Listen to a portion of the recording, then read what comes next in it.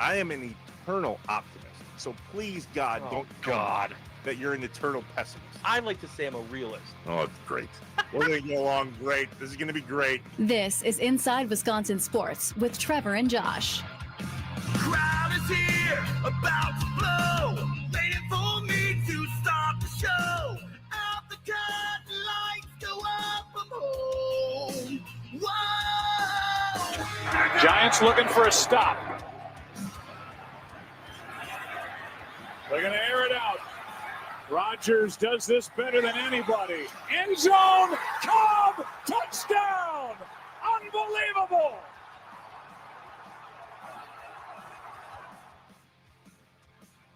Oh, Joe Buck. How we love thee. Ish. Love the ish. Ish. That's him. That was Fox Sports. And that was back in, when was this? Oh, you got it. 2011, I think. 14. That too. Yes. 14? Yes. I Oh, was no, there. 11. That was my bad. You I had a whole bunch of stuff in my head. It was Yeah. 2011. There's a lot going on Yeah. in regards to the Giants and the Packers. Yeah. That's what's got us a little befuddled. Mm-hmm. Upon review, we've played them a couple 2-3 times in some pretty big games. Yeah, I didn't realize it, and it's been a little bit, so maybe that's why. And I wouldn't classify this as big game. Maybe not in the same idea. There's a bit of a history. There's a history between them. There's a bit of a history. Hey, what's up, Wisconsin? Welcome in. Inside Wisconsin Sports with Trevor and Josh. Tommy Wart's in for Josh again this morning on the Wisconsin Sports Radio Network, powered by the Potawatomi Sportsbook. The Nicolay Law Fan Talk and Text line is ready for you. What's up for the weekend? How do you feel about this game? I think we all know how we feel. What are your expectations of this game? How do we get out of this game alive?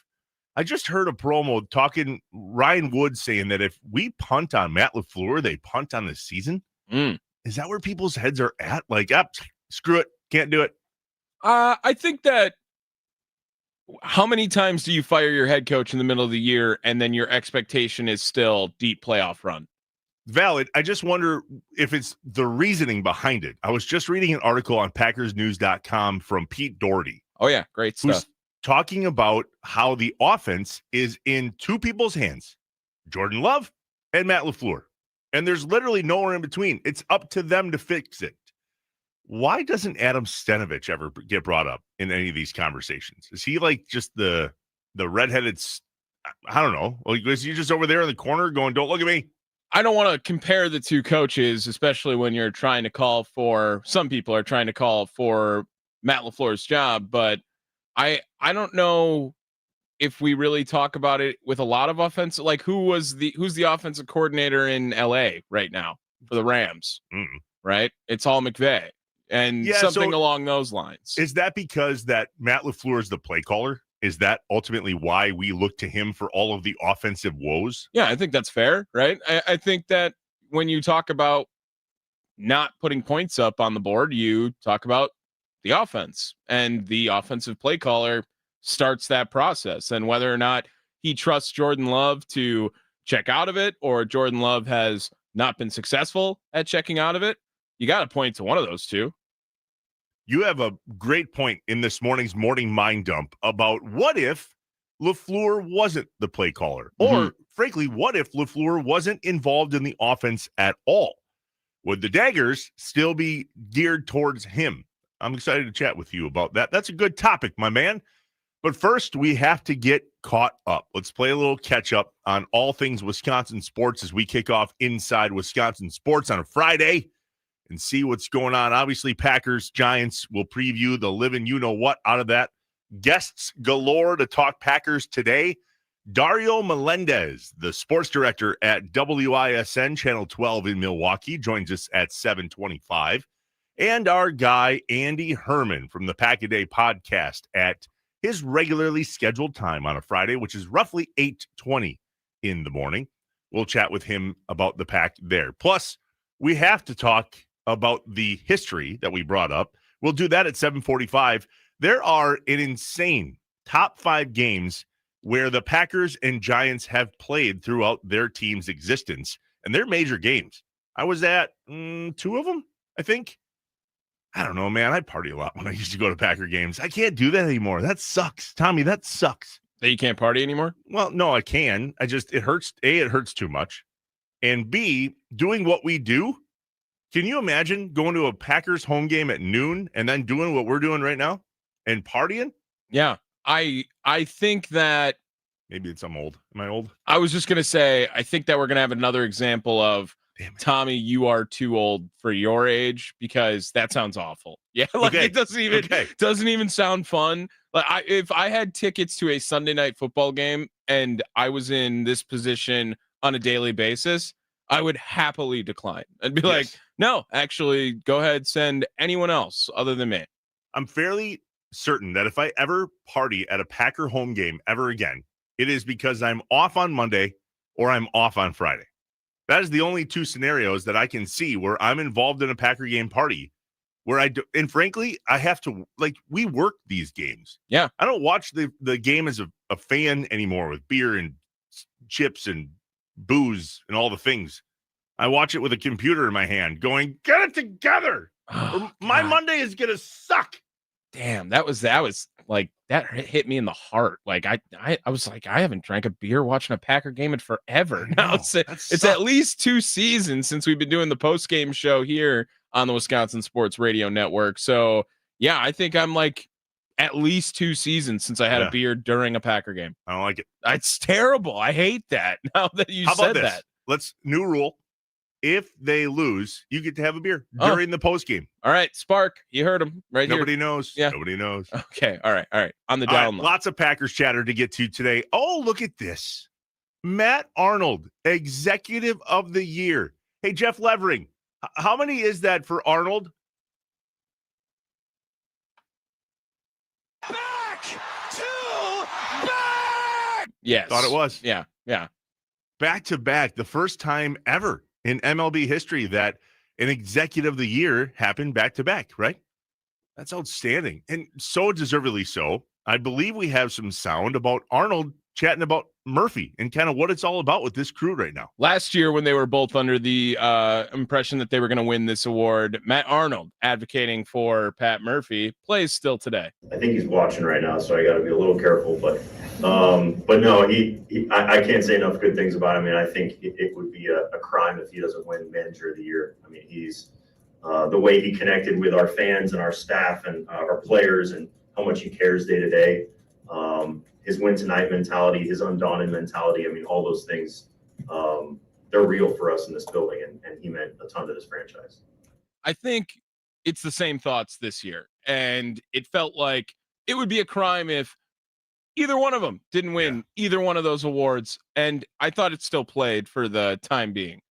Hey, Lev, did Murphy, how much did Murphy do something with the whole Manager of the Year thing? Back to back. Got it. Mhm. Back to back. Yeah. Let's just keep that train moving. What is it going to take for those 2 dudes to win those awards next year? I think that's a fascinating thought, because winning overall improvement, record overall improvement, seeding in the playoffs, overall improvement, and that's when these awards stop. The entire team at the beginning of the season, no expectations whatsoever, and they become the best team in baseball in the regular season. So what do they have to do next year for Pat Murphy and Matt Arnold to win these awards for a 3rd straight year? Well, if one of them can pitch and hit, it seems like that locks you up an award every year for next season. But otherwise, 100 wins. And have to be the best record in baseball and really make some waves and batting. I don't know. I don't know how you win it 2 years in a row. I guess we just had a fairly good story drawn out for us, but 3 years in a row would be nuts.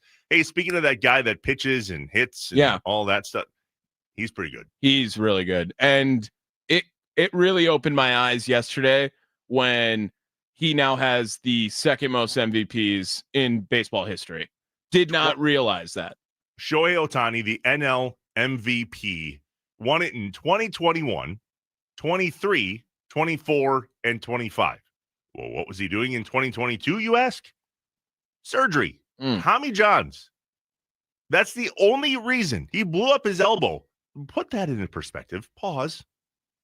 Dude blew up his elbow, had to have the baseball surgery, came back and won 3 consecutive MVPs.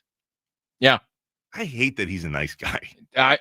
If he was on any other organization, I think you would be okay with it. The Dodgers was the worst scenario. It was the most likely, and no one was shocked when it happened. But there was part of you that, man, I just wish he was anywhere else. And I feel the same way about Mookie Betts and Freddie Freeman, I think, too. Seem like awesome dudes. Did you see Freddie Freeman go yard on his kid in the backyard? Yes, I have seen that video. Yes. Yeah. And he's just yelling and screaming at him on the way there. And he's like, go pick it up. Right. That. I don't know if you've ever seen the video of it was a Giants Dodgers game, and Max Muncy and Madison Bumgarner are going at it, and they're playing at, is it Oracle Park now? It used to be AT&T Stadium, I remember, something like that, AT&T Park. And Muncy's watching it, and Bumgarner yells at him, and Muncy just replies back with, "Why don't you go get it out of the ocean?" And I was like, that's the hardest comeback I've ever heard on a baseball field. Can't really say much back to that. Yeah. Yeah, if he was wearing any other uniform, I think we would celebrate the living you-know-what out of this. But the problem is he got his hands in some sort of gambling something. At least that's what allegedly he did. Allegedly. And it went away really fast. We've talked about that a number of different times on this show. Mm. Nonetheless, quite possibly before our very eyes, on a team that all of us hate, we are watching the greatest baseball player of all time. I think that's not. I don't think there's much to argue about it. You know, he's putting up numbers that we haven't seen in over a century.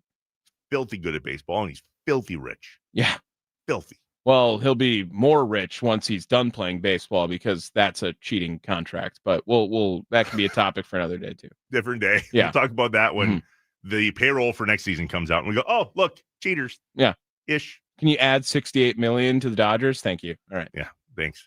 So the Brewers have some money, though, and that came up in conversation this week as well. We chatted about this yesterday and how there's a little chatter that the Brewers' payroll may increase for next year, but that really hedges on Woody accepting this $22 million contract for 1 year. News kind of hit this week that there's some more chatter about him potentially following David Stearns out in New York and becoming a Met on a 3-year, $60 million deal.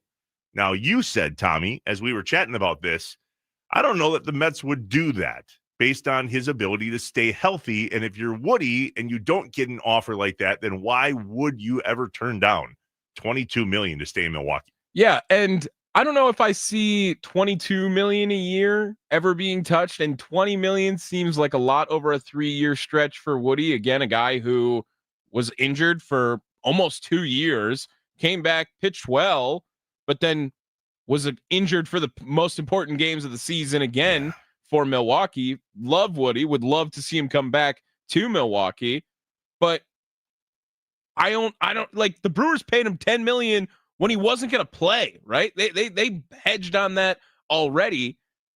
What other MLB team is going to take this chance on a guy who has been seriously injured over the last two and a half seasons? Hopefully no one, because he has the greatest memory in my head of Brewers baseball to date. I was born in 83. I've been to a lot of games. However, this moment involving Woody is by far my greatest Brewers moment ever. Flies one into right center field. Back at the wall. Are you kidding? Home run. Woodruff. 1-1 in game 1. Yeah. You had 2 Joe Buck highlights in segment 1. Foreshadowing. Congrats.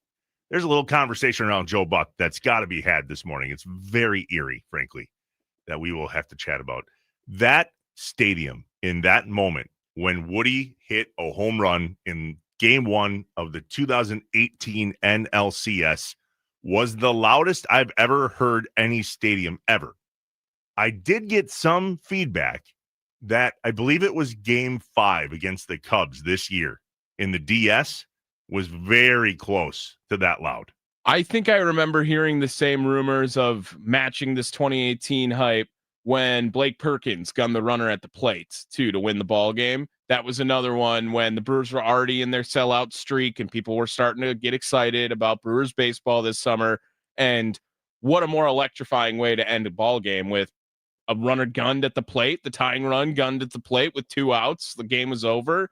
I think we watched game 1 in person, and I can absolutely believe that by game 5, it got insanely loud because that first inning of game 1 might be the most exciting baseball memory of my life in person. That was awesome. Unreal.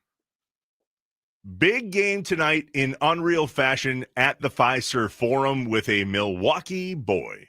Young man, not a boy anymore. Con Knippel comes home. Charlotte Hornets, Milwaukee Bucks, tonight, Fiserv Forum. And we're going to chat with Con's mom about it. You've seen her all over TV throughout the entire Duke run. If there is chatter to be had, we check in with UWGB legend. I thought you already had a Norgard on that's a legend. We did. This is his sister, Con's mom, Sherry Norgard Knippel. 8 a.m. There's apparently 2,000 plus people coming to the Bucks game tonight for Con. Now, we chatted with Con about this like 3 weeks ago when he was on Inside Wisconsin Sports. Tonight is also the Wisconsin Evangelical Lutheran Synod night, Wells night at the Bucks game.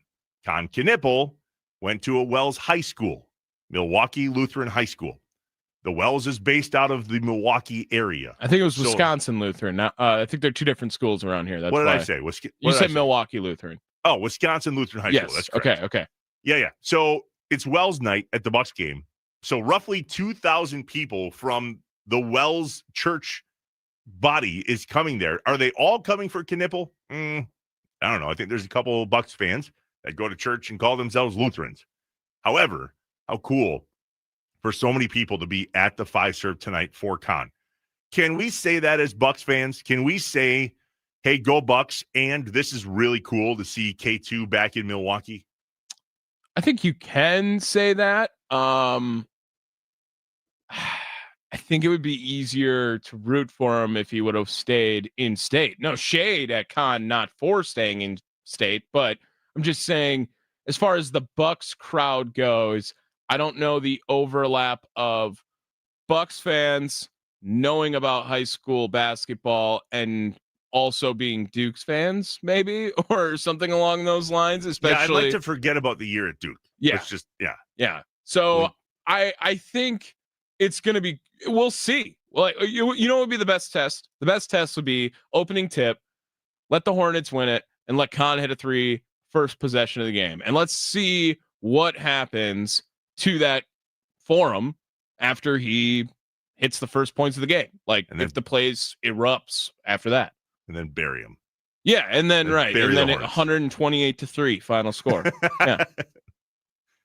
The Badgers are apparently playing football this weekend. Oh God. Hypothetically speaking, let's say we don't win. I know it's a stretch that we may not come out of this one with a victory, but do we have an expectation of Badgers football right now? Oh, I mean, no, none, right? No expectations at all. This is, there's a lot of money, I think, on the bat. This line opened at 30.5, and I think it's down to 28 in favor of Indiana.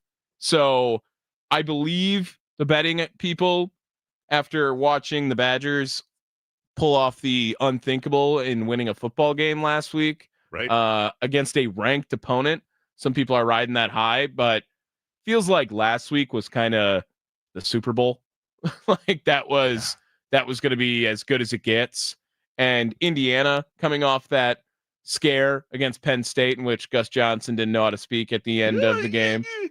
So looking at it from the outside view, I think I'd bet Indiana to cover if the spread was 40. Ooh. Yeah, I think it's going to be bad. So the one saving grace is that Wisconsin's defense is the best side of the ball for them. Correct. Yeah. So I would say that the only way that we have a chance to cover is if the defense holds them to fewer points than the spread. Yes. Yeah, that's how gambling God. works. Yeah. No. Think Yeah, about this. Yeah. The only way this wins is because we can't count on Wisconsin scoring at all. Right. So I'm saying, let's just assume they get 0. The only way we have a chance to cover the spread is for our defense to keep their scoring below the spread number. I understand that's how betting works. I'm saying we can't count on our offense to go, all right, let's bring it back within 40. Yeah. I don't think so. I don't think it's possible. And if you're watching Badger football this season, you know that the spread lies in the hands of two 18-year-olds in the middle of their defense. Like, Right.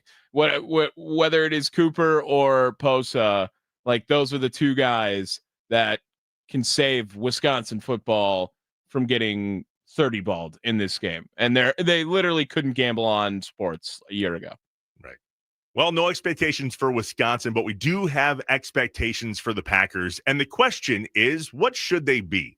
What should our expectations be? We'll answer that next in I Have Questions. Plus, what will the Packers have to do to beat the Giants on Sunday afternoon? We'll ask the voice of the Packers, Wayne Larrivee, when he joins 9 to noon with Kuhn this morning at 10 a.m. here on the Wisconsin Sports Radio Network. I Have Questions is next. We're off and running on a Friday morning on Inside Wisconsin Sports on the Wisconsin Sports Radio Network, powered by the Potawatomi Sportsbook. Stay here.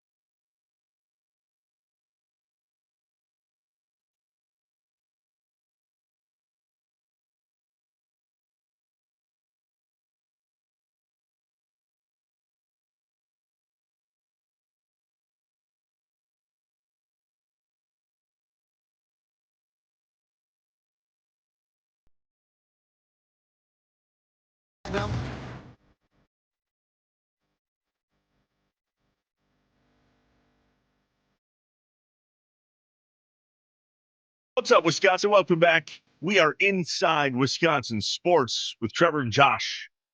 Tommy Wart's in for Josh this morning on the Wisconsin Sports Radio Network. Good morning to Green Bay and the Fox Valley, to Wausau, to Milwaukee, and to Duluth Superior. That is where you can hear us on the Wisconsin Sports Radio Network. We can hear from you on the Nicolay Law Fan Talk and Text Line, 414-677-1250. If you have a question, now would be the time to get it in, because it is time for I Have Questions. When things just don't add up, Trevor and Josh ask the hard questions or just point out how messed up stuff is. I only have one question. Can you fly this plane and land it? Surely you can't be serious. Do you view this season as a failure? You asked me the same question last year. What's the most important question the Badgers have to answer Saturday? This is a great question. Oh my God, this is a great question. It's time for I Have Questions on Inside Wisconsin Sports with Trevor and Josh. The Nicolay Law Fan Talk and Text Line, 414-677-1250. What questions do you have before heading into what Justin from the Port calls a great Wisconsin sports weekend? My first question here is, what really should our expectations be on Sunday? Do we expect that the Packers offense is just going to wake up? Do we expect that the play calling is going to be just all of a sudden better? Do we have an expectation that the offensive line is going to, I don't know, block? What should our expectations be? Which, by the way, Packers, number one defense in the NFC. Do we expect them to continue that type of performance? Tommy, what are your expectations for the Packers on Sunday? Oof. That's not an expectation. The expectation is that this team figures it out this week. This team has to figure it out before they have a test ahead. And we've seen this team fall for the trap game already within these last 2 weeks in the Carolina Panther game. This team has to figure it out this week, whether that is Josh Jacobs looks a little more normal, whether that is the offense in general looks a little better, or the offensive line plays a very clean game. However you define getting on track, it needs to start against a 2-win team that just fired their head coach in the middle of a season. This is a great spot, however, for the New York Giants, in my opinion, where you get the interim head coach bump for one game, Jameis Winston replacing Russell Wilson. So you get the bump of Jameis Winston. I'm sure it looks like, at least from afar as a fan, Jameis Winston, he connects a lot easier with teammates than Russell Wilson does, in my opinion, just from a quarterback, leader, fun guy standpoint. Yeah. So this is the week to figure it out for the Packers. Otherwise, it's hard to find one later on where they do. Brian in South Milwaukee on the Nicolay Law Fan Talk and Text Line. Brian, what's your question for us this morning? Well, first of all, I think the question you need to ask Sherry Norgard when the interviewer is, come on, be honest with us now. How old was Khan before he could actually beat you in a game of one-on-one basketball? No, I had that written down. Now it's spoiled. Hold on. We'll keep it. Yeah. Are we talking about now? Who are we talking about? Khan 2 or her husband, who, by the way, is one hell of a baller as well? Well, it could be both of them, actually. Yeah, he was a good Division III ball player, but she was a legend in Division I women. So, Yes, she was. Yes, she was. But anyway, with the Packers, and I think the expectation needs to be that they play a game where they clean up a lot of these stupid mistakes and penalties, because that was really ultimately what killed them against the Eagles, is the fact that, they were down there in the red zone a few times and they just made some stupid mistake or had a penalty, and then it just took them right out of scoring range. So that would be one thing. And then just being, dominating from the get-go, winning by at least 10 points, and just never being in jeopardy of having the Giants take over the game. I think that would be the expectation. We appreciate you giving us a buzz, Brian. That's a fascinating thought here on all of the things that the Packers need to fix. There's a big one, and it's the details. It's these pre-snap penalties. It doesn't seem like they have their heads in the game. I don't know who to blame for that anymore. Some of that does come down to the players, Tommy. Absolutely. But when you line up incorrectly and your most impactful play of the day gets negated by a illegal formation penalty, I'm blaming that on the coach. I'm sorry. I am. You got to be prepared to line up. If you're going to bring in a sixth offensive lineman, you need to be prepared every time, 100% of the time on that play, because that is something you don't just say, hey, Darian Kennard, go figure out where you got to line up. Instead, as a coach, you need to drill in their brain, Darian, you stand here. Bo Melton, you stand here. Do not mess this up, or I will never call this again. That is basically the mindset that needs to happen. There needs to be some accountability for the player for doing it, but ultimately, you did not send that message, and that is a problem as well.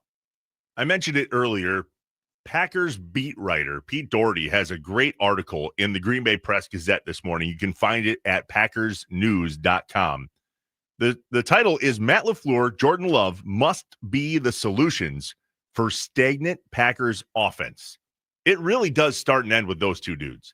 But if you start to break down the Packers offense like he does in this article, offensive line, right? Aaron Banks, bust. Starting center, out. Sean Ryan, in. And we talked yesterday that Elton Jenkins wasn't exactly the poster child of how to block at the center position. Correct. Tucker Kraft, no longer with us. Matthew Golden, not 100% healthy.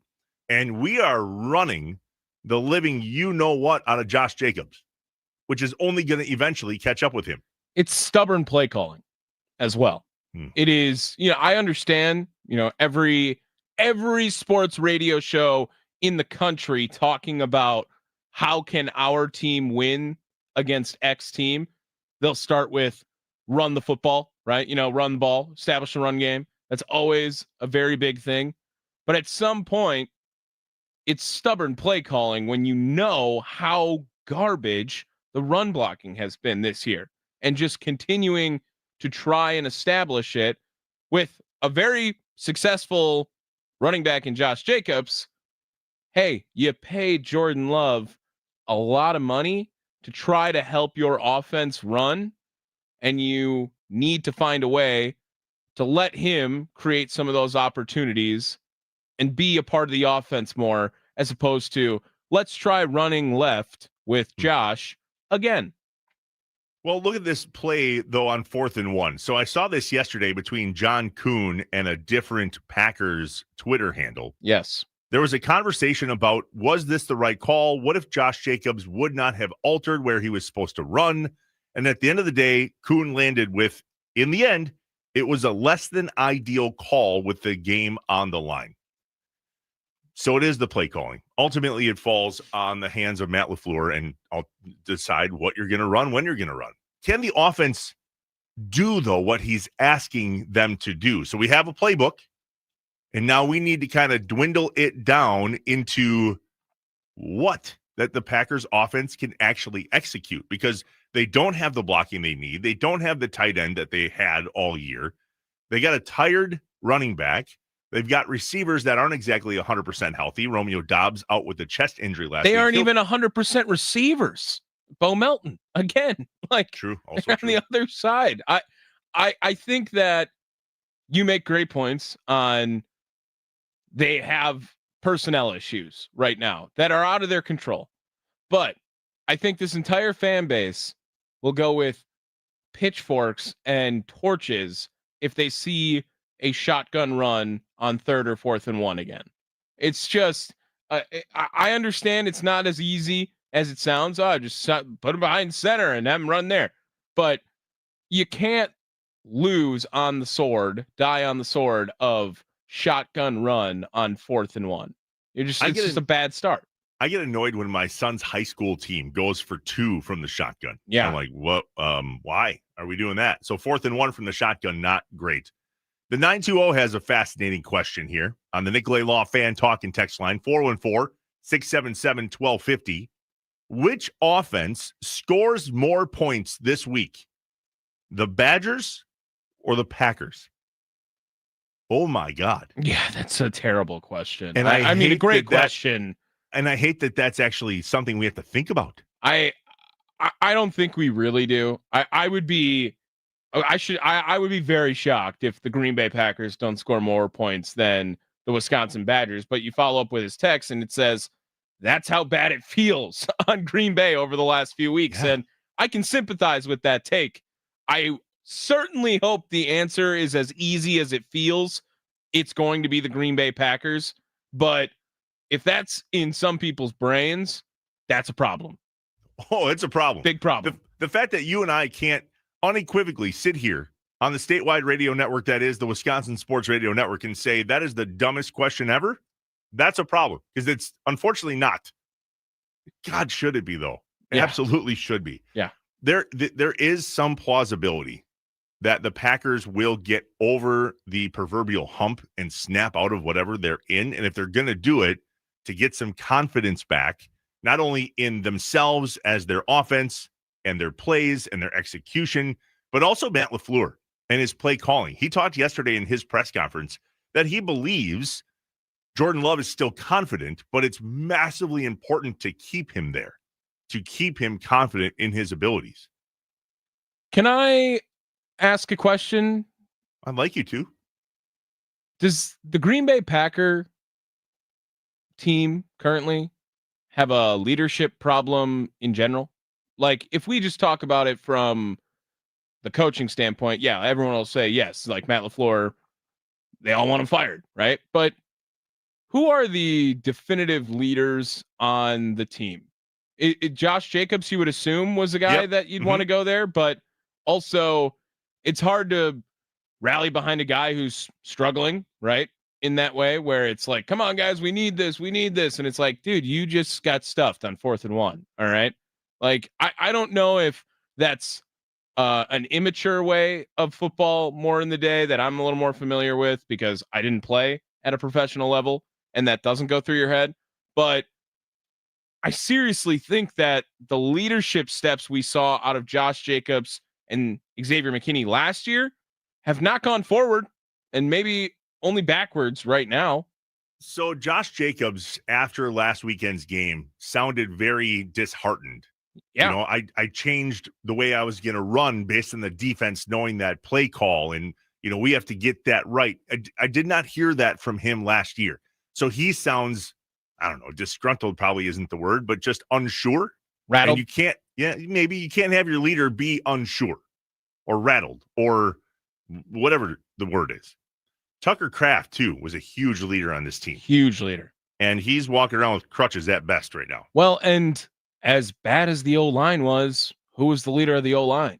Elton Jenkins. Yeah, that's a problem.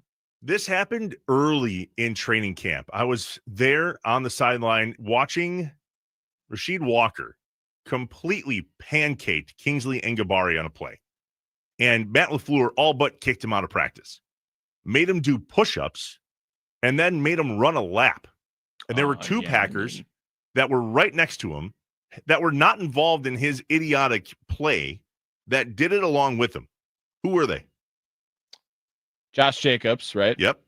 And Elton Jenkins? Tucker Kraft. Tucker Kraft. Okay. I knew it was Josh. I remember this story. I just couldn't put them back together. But like, again, these are grown men. You're going to make grown men run laps.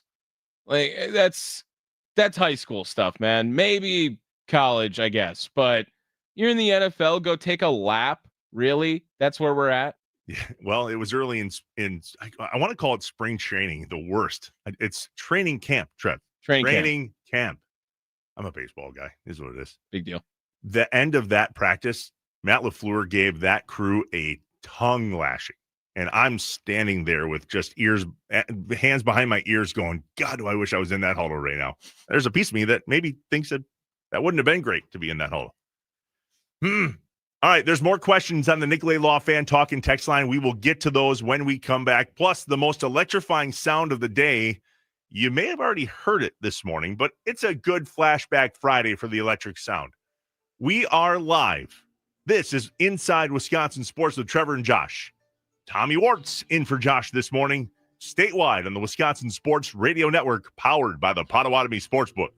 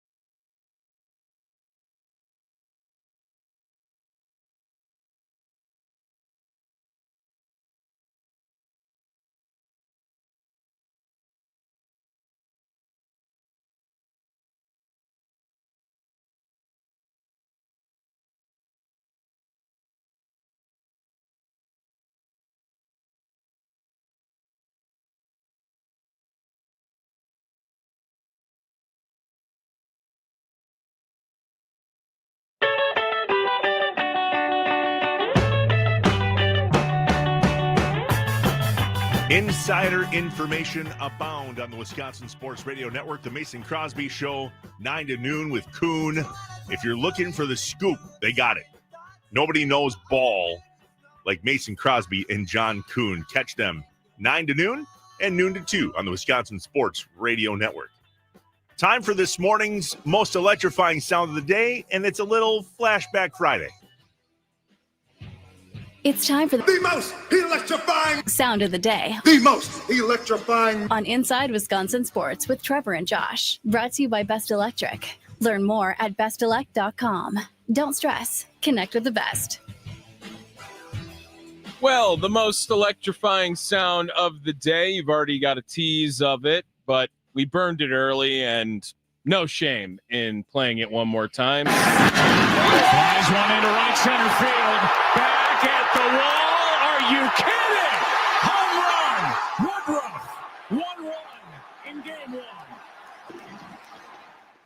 Sports are so cool, man. I Oh, mean, so amazing. it's just electric. That is the only adjective you can use when you describe that moment. Electric, most electrifying, best electric.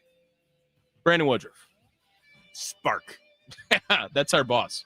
That is our boss. Sparky. Sparky. Live. How'd I do? That was all right. Pretty decent. I think that he's got it just down to a T that Yes. I can't even. Who makes 2 syllables out of the word live? With one vowel. With one vowel. Right. I mean, just English teachers are rolling when they Freak hear out. Sparky. We're trying to throw Woody a little love because we know he listens to Inside Wisconsin Sports, and we're just saying, hey, bud, $22 million is a lot of money to stay here. So we would love for you to, you know what? I miss pitchers not hitting. Am I the only one? Oh, no, I agree.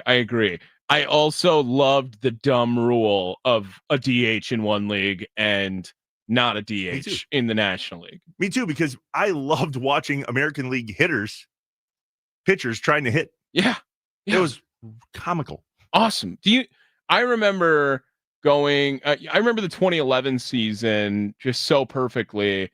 And the Brewers had 6 starting pitchers the entire season. This year where they had everyone start a game and their mom, the Brewers had 6. That was it. It was Yovani Gallardo. You had Zach Greinke, Sean Markham, Randy Wolf, Chris Narveson, Manny Parra. Those are the only 6 people that started a game all season long. Did you look that up? No, I knew that off the dome already. Wow. Yeah. Impressive work. And I remember, I believe Sean Markham holds some sort of record with the Brewers because his first career homer was a grand slam. And he hit the grand slam that year. Zach Greinke had a homer that year. And you remember Yovani Gallardo. I mean, that guy, I'm pretty sure Yovani Gallardo only has 1 silver slugger, and that feels like a crime. And a lot of vowels in his last name. Yeah. A lot. La'av. Yovani La'av. Hey, let's get back to a few more questions on the Nicolay Law Fan Talk and text line. And then we will get to the top in the morning mind dump, the Friday edition, heading into a huge Wisconsin sports weekend. The 414 brings up an interesting topic here. Remember when everyone complained about Rodgers changing the play or being visibly upset about Matt LaFleur's play calling? Sure looks like it was Rodgers who covered up LaFleur's flaws. LaFleur's flaws. Might be true? I never switched up on Aaron, and I've been very open and vocal about I will root for him wherever he is, because in my formative years of football watching, the quarterback was Aaron freaking Rodgers. Mm-hmm. Like, it was awesome the entire time. So, yeah, I was rooting for him when he went to the Jets. I was rooting for him in Pittsburgh, still rooting for him in Pittsburgh. And I never really made it Matt versus Aaron type argument, even though obviously it looked like there was some turmoil there. I still think that take resurfacing justified. Do you think he's covering up Matt's flaws? I don't think it's that easy, because last 2 years, I mean, the Green Bay Packers were like the 5th offense in the league last year. True. So obviously, Matt talked about that. He talked about that in the presser yesterday on how it's not like Jordan Love doesn't know how to be an incredible quarterback in the NFL. He does. We've seen it this year. Yeah. But where did it go? I think that we go back to the personnel problems with the injuries. The Tucker Kraft loss that's brutal. I mean, that's losing the heart of your team on top of the talent. And when you lose the heart, the QB needs to step up and become a heart. Yeah. And the best way to do that is to drive an offense and prove to everyone that the last few weeks, that was actually the fluke. Can we come out and score a whole bunch of points and bury the Giants? And then come out and say, our bad on the last few weeks. That was the fluke. This is who we are, regardless of who's at center, who's at the tight end position, who's at the running back position, what receivers we have, how many targets they got. That was the fluke. Here's who we are. Our bad for not showing up for a few weeks. Yeah. Thank you. Thanks for your patience. I would love it if Matt LaFleur just said, our bad after a good game. Our bad. In the You know presser. what? He does. It sounds like, yep, that's on me. Yep. The Morning Mind Up is next on Inside Wisconsin Sports on the Wisconsin Sports Radio Network, powered by the Potawatomi Sportsbook. Trevor and Tommy, good morning.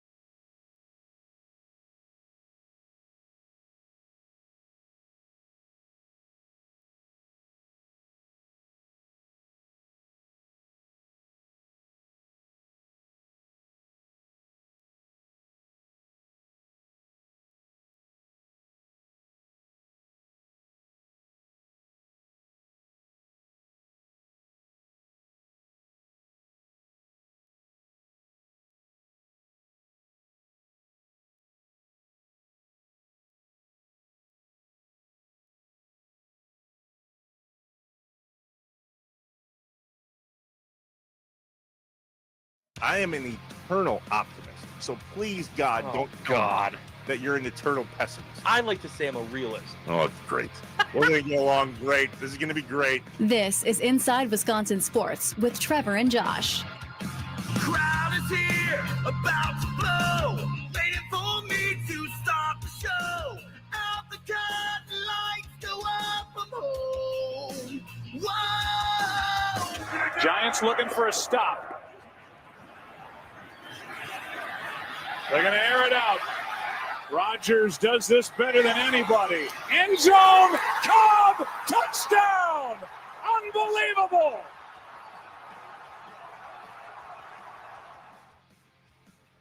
I was there for that one. And there are so many more that we're going to talk about today on Inside Wisconsin Sports. Turns out the Packers and the Giants have a bit of a history between the two teams up against each other that dates back to a pretty important game in 1961. We'll do that before the top of the hour. But right now on Inside Wisconsin Sports with Trevor and Josh, Tommy Wart's in for Josh this morning. We call it the Morning Mind Dump Friday edition. Here we go.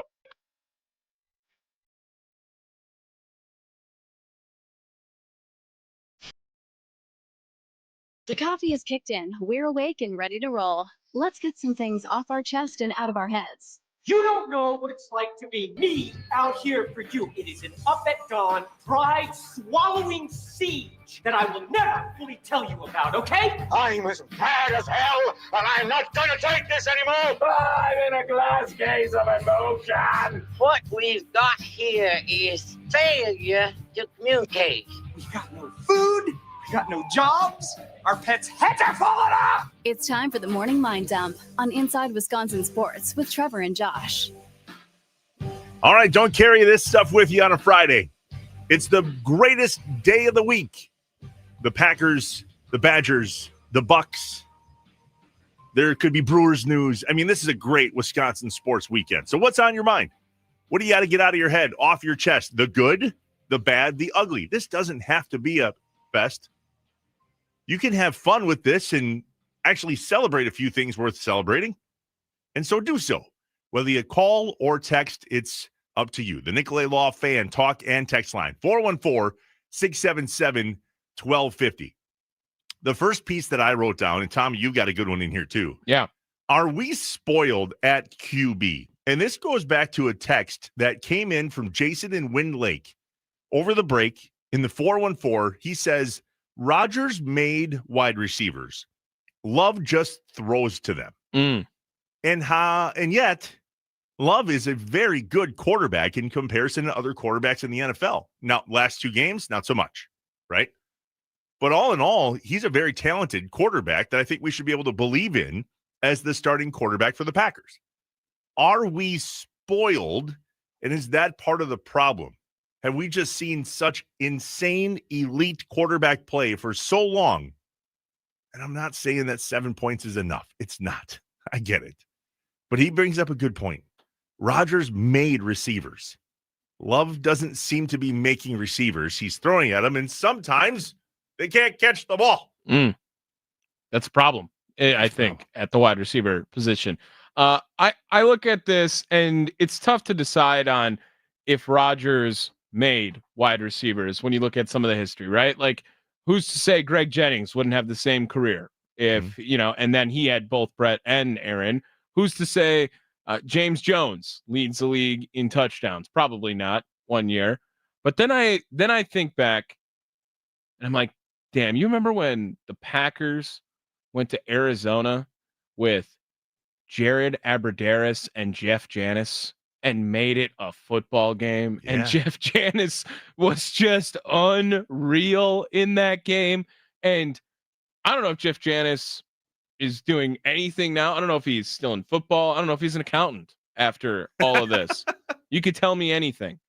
But that take, when I was thinking back, it's 100% correct. I mean, I don't doubt Jordy Nelson would have a fine NFL career. He's not necessarily going to be Jordy Nelson anywhere else, in my opinion. In that game, was that the one that Janis caught the Hail Mary to win it? Yeah. Yeah. Jeez.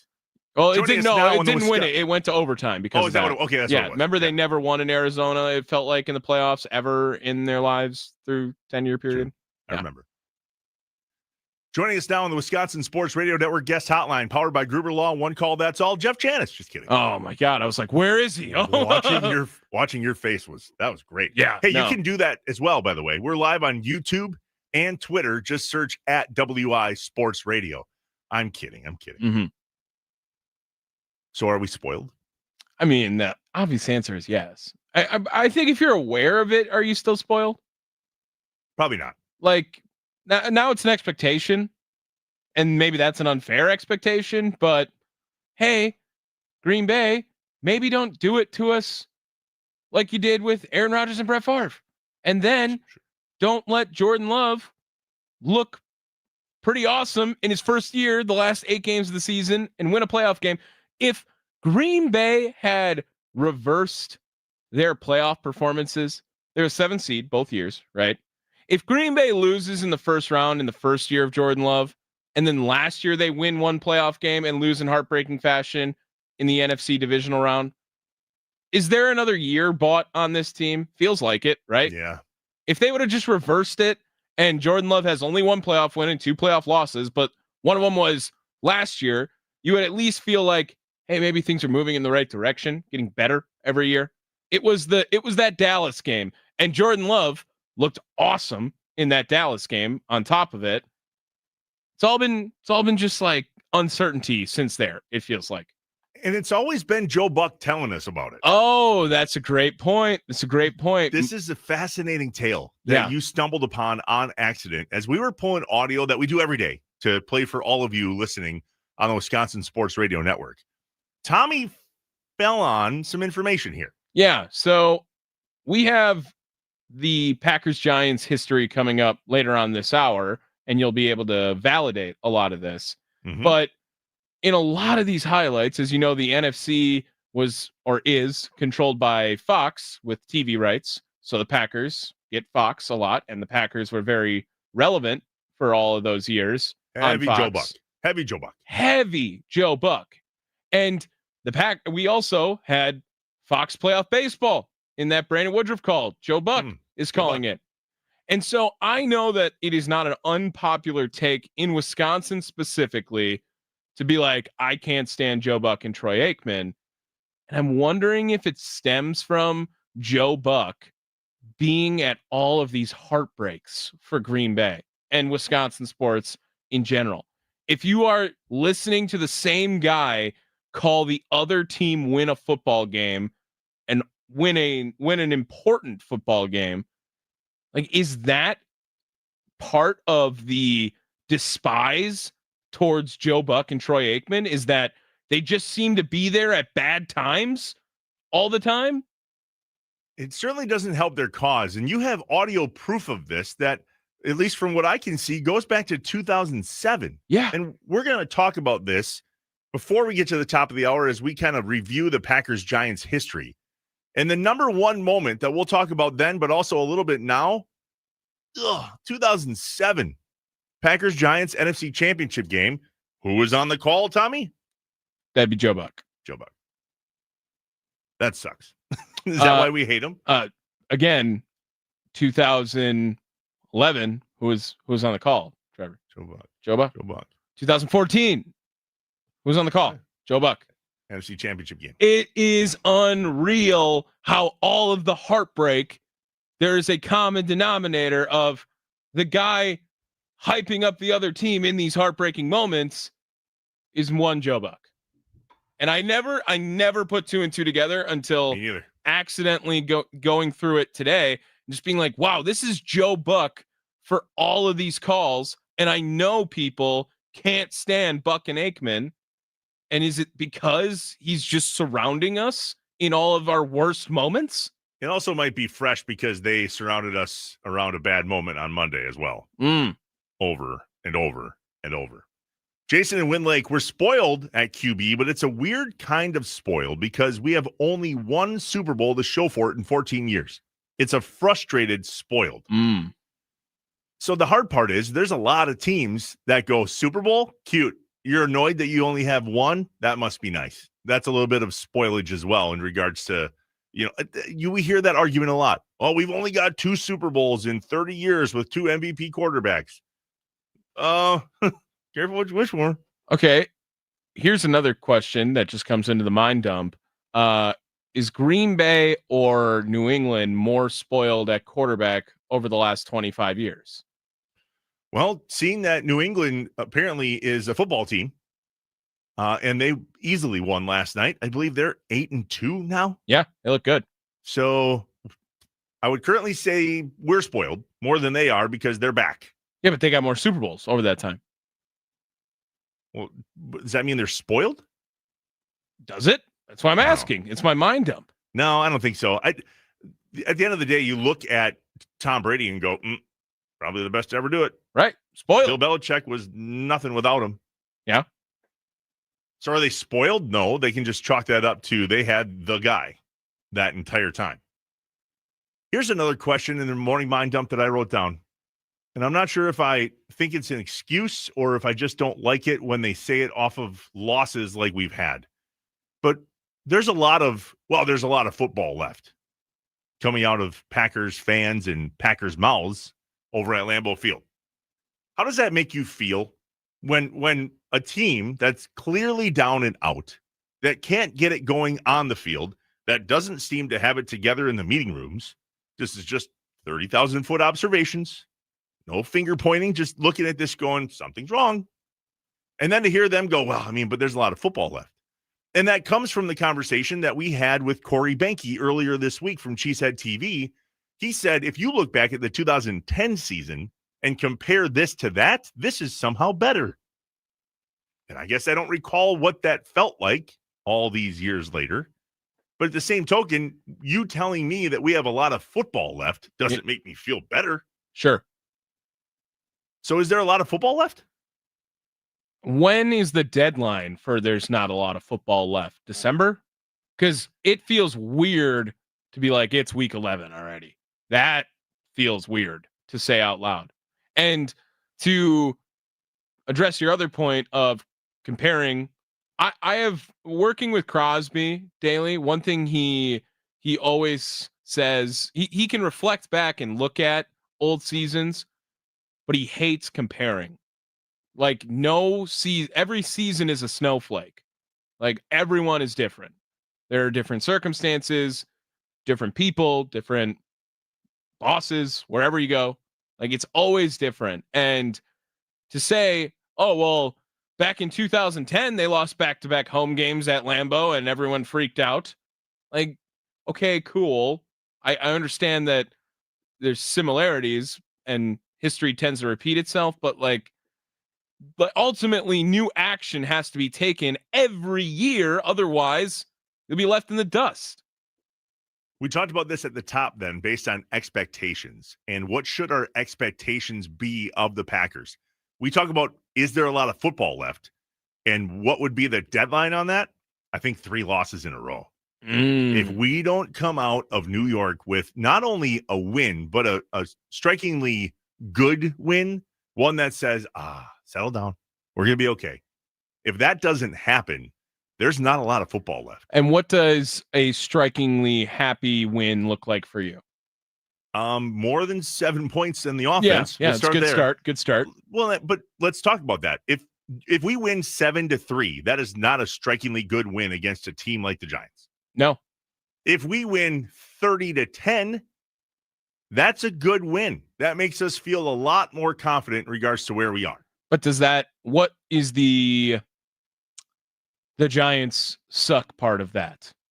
Like how much weighs in on that in the conversation? If Green Bay is able to have this game where they are controlling wire to wire the entire time and they look awesome on offense and the defense continues to do their thing, how much of it weighs on, you did it against the Giants? Well, that's right back to being spoiled then. Yeah. I call that cake and eat it too mentality. So we're sitting here 5-3-1, right? 7th seed in the NFC. If everything was to stop today in its tracks, it feels a lot worse than that. Oh yeah, it does. A lot worse. Yeah. And so we go in to a team that has, I said it yesterday, The Giants give 0 Fs right now. They have nothing to lose, which is a bad team to play when you feel like you're losing. Yeah. And so we go into there and come out with a decisive victory by, let's say, 20 points. Do we chalk that up to, hey, good win? We needed that? Do we chalk that up to, all right, we're back? That was just a bad run? Or to your point, do we chalk that up to, well, they're terrible? I think the first words that popped to my head while I was letting you finish was needed that. And then you said needed that. I don't think it means Green Bay's season's back on track with a victory over the Giants, like by 20 points. I don't think that means, okay, we're back, ready to go. If they would have done that against Philadelphia after losing to Carolina the week before, then you can have a we're back conversation about the Green Bay Packers. But until they do it against, if they do that against the Detroit Lions on Thanksgiving, everyone can start to think that. If they were able to do something like that. And honestly, that is a win that game, and you can kind of say they're back. You can say that about the Green Bay Packers in my mind, but that's looking ahead now, and there is no room for looking ahead on this Green Bay Packer team, it feels like. 2 straight losses, a tight one against Carolina, and obviously the one on Monday night against Philly. Going into New York as 7-point favorites against a team that just fired their head coach, and they're 2-8. And by the way, their defensive coordinator came out yesterday and said, it's kind of my fault too. Like, it's essentially fell on the sword. Do you take the Giants -7 or +7, or do you take the Packers -7? It's a great spot for the Giants -7 or +7. It's a great spot. We should probably start that over. It's Giants +7. Yes. Yes. Packers -7. Yes. Who are you taking? I believe I took the Packers yesterday on the official picks that we made, but I would stay away from this game if I was betting on it. I don't think that this is a spot you want to say Green Bay can bounce back from it. We have Mikey Henninger, our fantasy football guy, coming up at 1:00 here on the Wisconsin Sports Radio Network on the Mason Crosby Show, and he was saying this is a prime spot for Josh Jacobs to break out in his mind. And he does all the data and analytics with it, and he has a lot of really good beats he's given us this season. So I do trust him, but I don't trust Green Bay right now. And that feels like you need to do that before you can trust your fantasy football guru. If the Packers come out guns a-blazing in this game and actually get a hot start, I think that would also make us feel a lot better as to where this football team is. Would it not? Yeah. I mean, the Nicolay Law fan talking text line actually just chimed in on this. Jason and Win Lake, the Packers need to score on the opening drive. Matt LaFleur not having this team on fire out of the gate is just uncalled for. Well, to be fair, the Carolina game ended with, or the first drive ended with the fumble from Savion, right? I mean, they were in the red zone, ready to go, and then it messed up from Savion Williams. But that's deflating too, by the way. When that happens, that's hard to recover from. And it's happened multiple times. Our red zone play, or I call it red zone-ish, not good. It's not good. And it needs to be better. And Matt LaFleur will tell you that, and the Green Bay Packers will tell you that. They know that. But I also want to see a lot more improved across the entire game. On top of that, I would love to see Josh Jacobs run one for more than 8 yards, what it feels like he caps out at. I don't think he has a 20-yard run this year. He's one of the only running backs in the league, starting wise, that doesn't have one.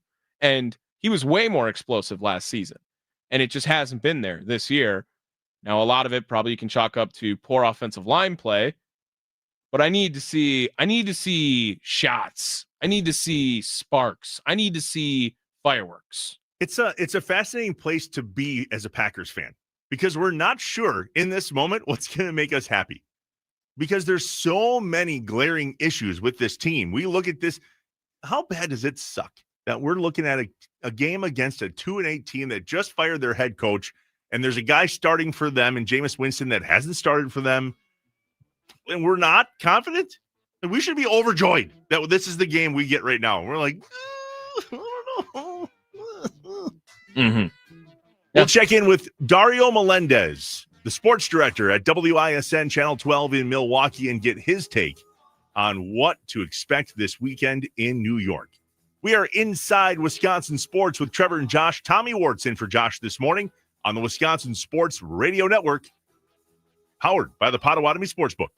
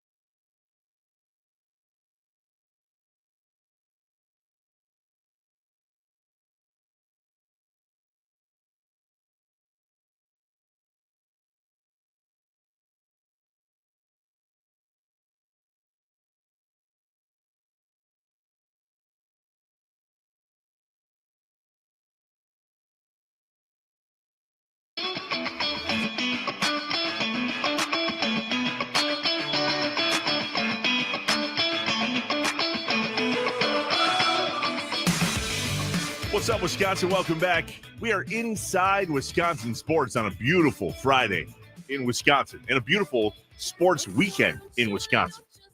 Some games out of state, Packers, clearly, but some games in state. Bucks, Charlotte tonight at the Fiserv. Con Knipple coming back at the top of the hour. We'll check in with Con Knipple's mom. That sounds so dumb to say, but she's a legend. Like, hey, who'd you get on? We call Con Knipple's mom. Check in with her and see how the life is. No, it's Sherry Norgard Knipple, like possibly the greatest woman basketball player from the state of Wisconsin, or to have played in the state of Wisconsin from Minnesota. UWGB icon, Tommy. Yeah. Number 33, retired. Same as Jeff Norgard, number 33, also retired, right? Mm-hmm. Isn't that what we just assumed yesterday? Yeah, I'm excited to talk to Sherry. I think that I couldn't even imagine from my standpoint if I was in this professional athlete realm and it was like this, my mom's going on this radio station to talk about me. True. But my mom also wasn't a hooper like that. You know, she wasn't in the same wheelhouse as me, but I think it's going to be an awesome, fun time. Great.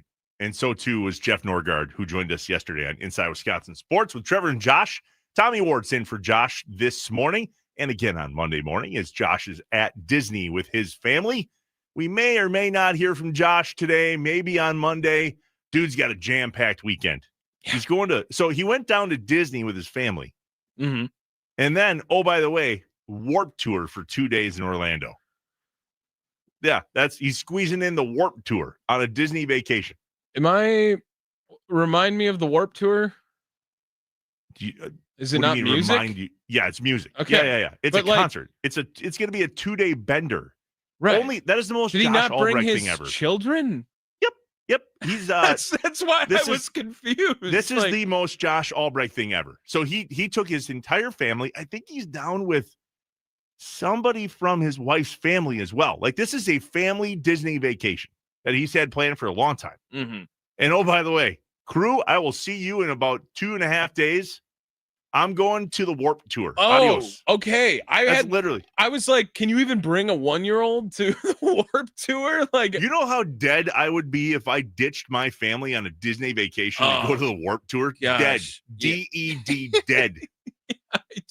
I have never been to Disney. I don't have really any desire to go to Disney, but you say that now. Well, I can say this. I will never go as many times as Josh has gone. In 1 year. Right. He's a Disney pro. All right, joining us now, the sports director from WISN Channel 12 in Milwaukee, our guy Dario Melendez, on the Wisconsin Sports Radio Network guest hotline, powered by Gruber Law. One call, that's all. Dario, man, good to see you. Thanks for joining us in the AM. I know you're a late night cat. It's early. I'm up. Like, I got kids. Anybody that has kids gets it. Like 6:30, wake up, get some breakfast going, get these little rascals on the bus and get them to school. Well, it's too early for me, and I don't have kids, Dario. Yeah. So just putting that out there. I used to think the same thing. All right, man. So big game this weekend? Question mark. God, I hate that this is a big game, yet somehow against the 2-8 New York Giants team, this is a big game for the Packers. You guys remember the last time the Packers went to the Meadowlands and had to face a backup quarterback? Tommy Cutlets named NFC Offensive Player of the Week. Now, again, obviously, Joe Barry is not a Jeff Hafley. So I don't think the defense is going to have to worry as much about Jameis Winston. You never know. He's kind of like a wild card. But I think Hafley put it perfectly the other day, like yesterday. The team's going to be fine. 2 weeks ago, we're talking about Jordan Love as the NFC Offensive Player of the Week. He was unbelievable in that second half against the Steelers. But this has kind of been the Packers' MO during the Matt LaFleur era, right? Like slow starts in the first half. You try to pick it up in the second half and make adjustments. It's just – I was watching the film a little bit back. It looks like Love doesn't trust who's on the field, which, I mean, how do you blame him for that? Like, who's on the field for him right now? You have a cornerback on the field you have a receiver turned cornerback, turned back to receiver. You got Romeo Dobbs, who's always a good security blanket. Christian Watson, who really does one route, but he does it really well. And then, I mean, I love that Josh Jacobs is getting more into the passing game. I love him, especially because he's on my fantasy team. So, I mean, PPR all day, every day. It's crazy how much you pay attention to one guy when he's on your fantasy team. Like, he's open, throw him the ball. But, yeah, I think the biggest move that the Packers didn't make this offseason was going out and getting a legit, like maybe a high 2, low 1 wide receiver. Like, Devontae Adams would have been great back in the system. Apparently, he wanted to be back, but just never got an offer. Yeah, I don't know. I feel cautiously optimistic that they can get this thing back on track. Oh God, I hate those. I know, next to each other this week. That is the worst thing you could have said right there. It just depends on what version of the offense we see. I mean, I think Jordan Love is a good quarterback. I think he's above average. I think he's not really, really good, but I think he's a very good quarterback. He's not a game manager. He's a guy that can go out and win ball games. I just don't think he has the guys around him right now. Like, everybody's hurt. You mentioned, though, that he doesn't seem to trust the guys he's on the field with, that he may or may not be throwing the ball. Does he also trust the play that's coming into his helmet? Because that guy doesn't seem like much of a game manager right now either, if I'm just being honest. Bigger trust issue with the wide receiver or Matt LaFleur with the quarterback? Right. I think it's the offensive line and wide receiver. Like, look, the offensive line's been atrocious. Like, you can't run the ball. If you can't run the ball on an offensive lineman in the NFL, then you're in some trouble, because that's where you eat. Like, you get aggressive, you beat up on defensive linemen, and you take away their ability and their legs for pass rush. That's what the run game is supposed to do. They can't do that. Look, there were a couple plays when he took that sack in the first half. They're running a smash concept where they high-low the corner on the right side. Corner bites up on the flat. You go over the top. It looked like Love saw that and just chose not to throw it. Fourth quarter, Christian Watson is in the slot, runs like an over route. The backside receiver comes underneath. The corner locks on that receiver, so the over route should be wide open. He sees it and kind of panics and doesn't throw it. So the play calling, I think, is there. And, like, look, could the play calling be a little bit more exotic? That was what Matt LaFleur was supposed to be doing, right? You scheme guys open. You don't try to have them win to get open. Probably, but again, who's he scheming to get open? I mean, Dobbs is a possession receiver who's great at that. Watson's a take-it-off guy. Matthew Golden was supposed to be that kind of wild card, go all over the place, and he's been hurt and kind of underwhelming. I don't know what look. If I had the answer, kind of like Matt LaFleur said, I'd run over to Lambeau Field right now and be like, "Yo, hire me. I know what you need to do to win." Dario Melendez joins us on the Wisconsin Sports Radio Network guest hotline, powered by Gruber Law. One call, that's all. That is if you're watching live on YouTube or Twitter, that is a disgusting amount of Emmys behind your head. Oh, that's a flag. See, I was hoping Josh was going to be on. I don't know if you know me and Josh. We got some history. I love that guy. I was just assuming they were your wives. Okay. I want to show you something. Can I show you something fun? So I'm going to. Yeah, Josh is at Disney. He'll be back on Tuesday. Oh, I'll take one of my awesome regional Emmys. Okay. So this is a fun little trick I like to do, because obviously my wife, Jen Latta, is extremely talented. So I'm going to walk over to her office real quick. And it's just a trophy, the office. Depressing. Oh, okay. All right. This is my wife. This is my regional. It looks like it's a little baby. The other one. It's a little baby Emmy. So she just got her Murrow. So that's awesome. If I ever want to feel humbled, or if I ever think I'm getting too good at this job, I just look at my wife's office and like, stay hungry. Stay hungry, Dario. Yeah, always. I still got a lot of work to do. Dario, do you think that this is a do or die situation, or does it just feel this way because it's been a bad couple of weeks for the Packers? Bad couple of weeks. I mean, look, you never want to get too high, never get too low, right? I think those first 2 weeks kind of spoiled us a little bit, right? And these last 2 weeks have kind of brought us back down to earth. It's also the middle of the season. Like we talk about in baseball, the dog days of summer. It's kind of the dog days of the season. Like guys are banged up, guys are hurt. Look, the Giants are a very winnable game. You saw what this defense was able to do against maybe the best team in the NFC last week. You saw what they were able to do against one of the better running games in the NFC the week before. The offense, they have to get it together. Like, I can't imagine a situation where they don't. I think Jordan Love is too good. I think Josh Jacobs is too good.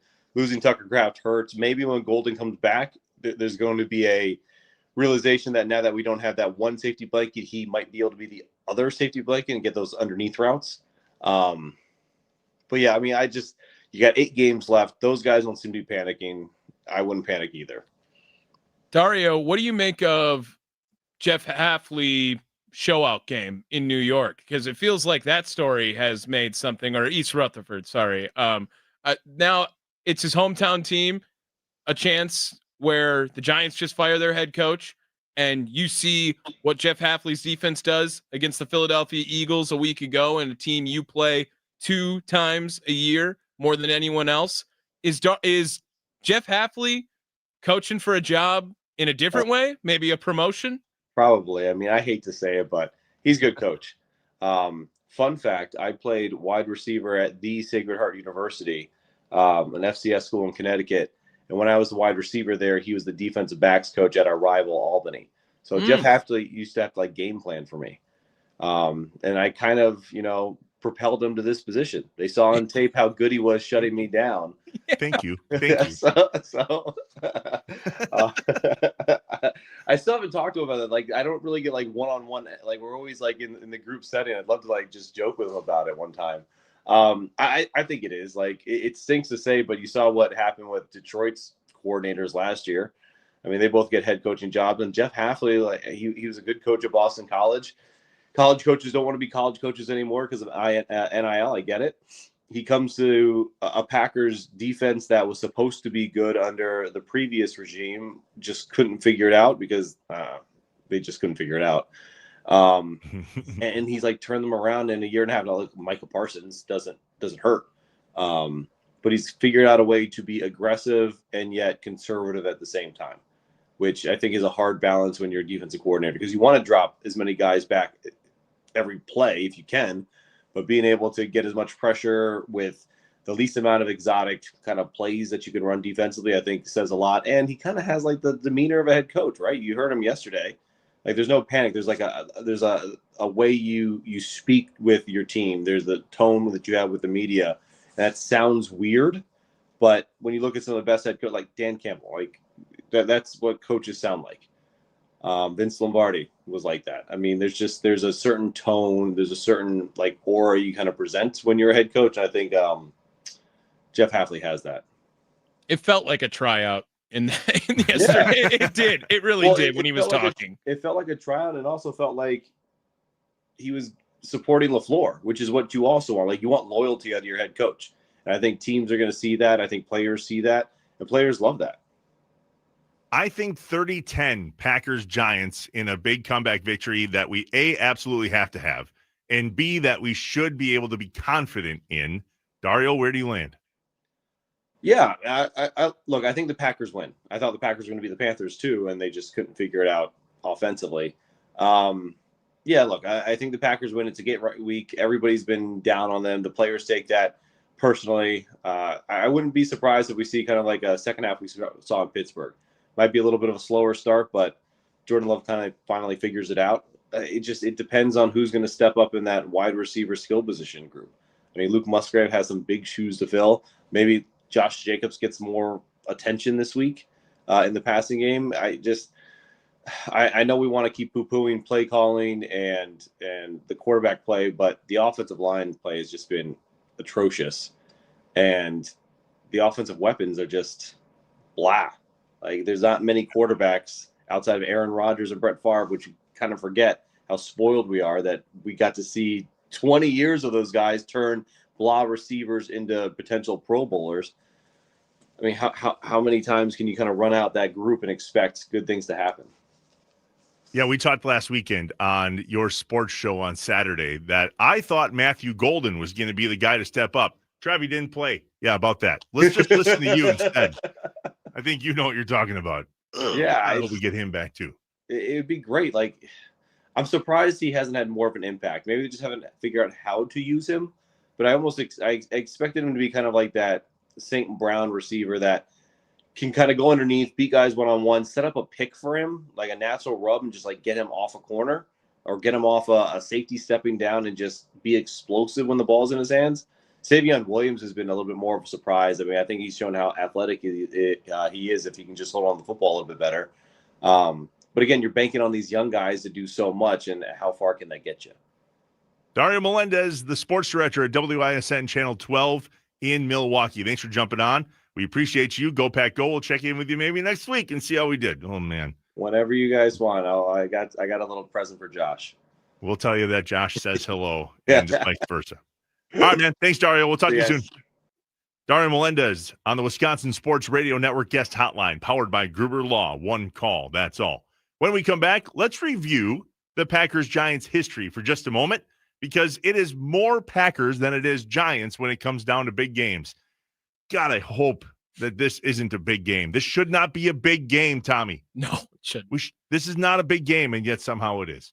We're inside Wisconsin Sports with Trevor and Josh. Tommy Wart's in for Josh this morning on the Wisconsin Sports Radio Network, powered by the Potawatomi Sportsbook.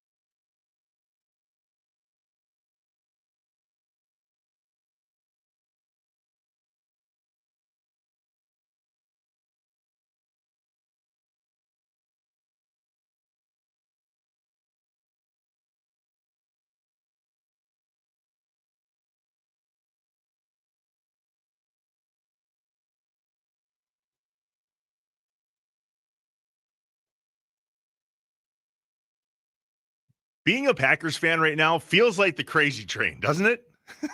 Shouldn't. It shouldn't feel this crazy, and yet somehow it does. I like Dario's take. We're going to be fine. The offense will be fine. Everything's going to be fine. I'm not going to do what everybody thinks I'm going to do. Inside Wisconsin Sports with Trevor and Josh. Tommy Ward's in for Josh this morning on the Wisconsin Sports Radio Network, powered by the Potawatomi Sportsbook. It turns out the Packers and the Giants have a little bit of history. And it turns out that Tommy Wartz is an internet audio sleuth. We're talking about games that date back, if we're looking at the top 5 games between the Packers and the Giants, back to 1961. The 1961 NFL Championship. Packers 37, Giants 0. Here's what it sounded like. Our slow-motion camera sees Bart Starr retreat and fire a wobbly pass upfield. Oh, just wait. It gets so good right here. It's so good. Ron Kramer has Joe Morrison beaten and takes it on the 35. Kramer shows his brute strength as he sheds Morrison and rookie Alan Webb like a duck sheds water. Am I the only one that wants that back? He sheds them like a duck sheds water. Like, could you imagine? Could you imagine if Joe Buck just said something like that? He's like, he's got him down the sideline, sheds them like water. Like, everyone would be like, what did you just say? It doesn't hit the same if you're not talking old style newsies. The 1961 NFL Championship. Packers 37, Giants 0. That was Lombardi's first title in Green Bay and the official birth of the 60s dynasty of the Green Bay Packers. That's not where it ended. Number 4, the 1962 NFL Championship game. Packers 16, Giants 7. And you found, Tommy, that this was the game that NFL Films was born in. Yes, this is the first day that NFL Films recorded something. They had to pay the NFL to see if they could prove themselves. They paid for a tryout, and this is what it sounded like. Hungry for a score, Y fades. But Ray Nitschke bangs his arm. The result, a high wobbler. The Packers' Dan Curry is there with open arms, a willing heart, but a bum leg. It crumbles beneath him, for which the Giants can be thankful. That would have been a sure touchdown. The Giants are thankful he broke his leg. And a willing heart, but a bum leg. Greatest athlete we've ever seen. Number 3, the 2016 NFC wildcard game. Many people remember this as the boat trip game when the Giants and some of their wideouts and some others, including some famous musicians, landed on a party boat in Miami and then came up to Lambeau Field and got whooped. Packers 38, Giants 13. Here's a little bit what that sounded like. Giants looking for a stop. They're going to air it out. Rodgers does this better than anybody. End zone, Cobb, touchdown! Unbelievable! At halftime, before they head into the locker room, it was in the north end zone. I remember it like yesterday. I was actually in the south end zone and saw the whole thing unfold. That game, cold, but not the coldest in the top 5 between the Packers and the Giants. And it kind of gets worse at this point, and leave it to Joe Buck to keep rearing his head and voice with us. The 2011 NFC divisional game, Giants 37, Packers 20. Here's a clip from that game. It's Grant. Grant shakes 2 tackles. Out to the 45. Ball comes out. Knocked out and returned by Webster. That's a live ball, and it's the Giants' ball at the Green Bay 4. Gross. It gets grosser. This is like the worst loss that I was at in my lifetime so far, hopefully ever. The 2007 NFC Championship game. It's the most notable game between the Giants and the Packers, at least in the current era. And it was Favre's last game as a Green Bay Packer. And I had toe warmers on my face, Tommy. Toe warmer on each cheek and a toe warmer on my chin. There was no staying warm with the wind chill around 20 degrees below zero. And here's what it sounded like when Brett Favre threw a pick in overtime, and it was the last throw he threw with number 4 on. 2nd and 8. Packers with only 88 yards in the second half. A blitz coming from the Giants. Favre looking for Driver, and it's picked off.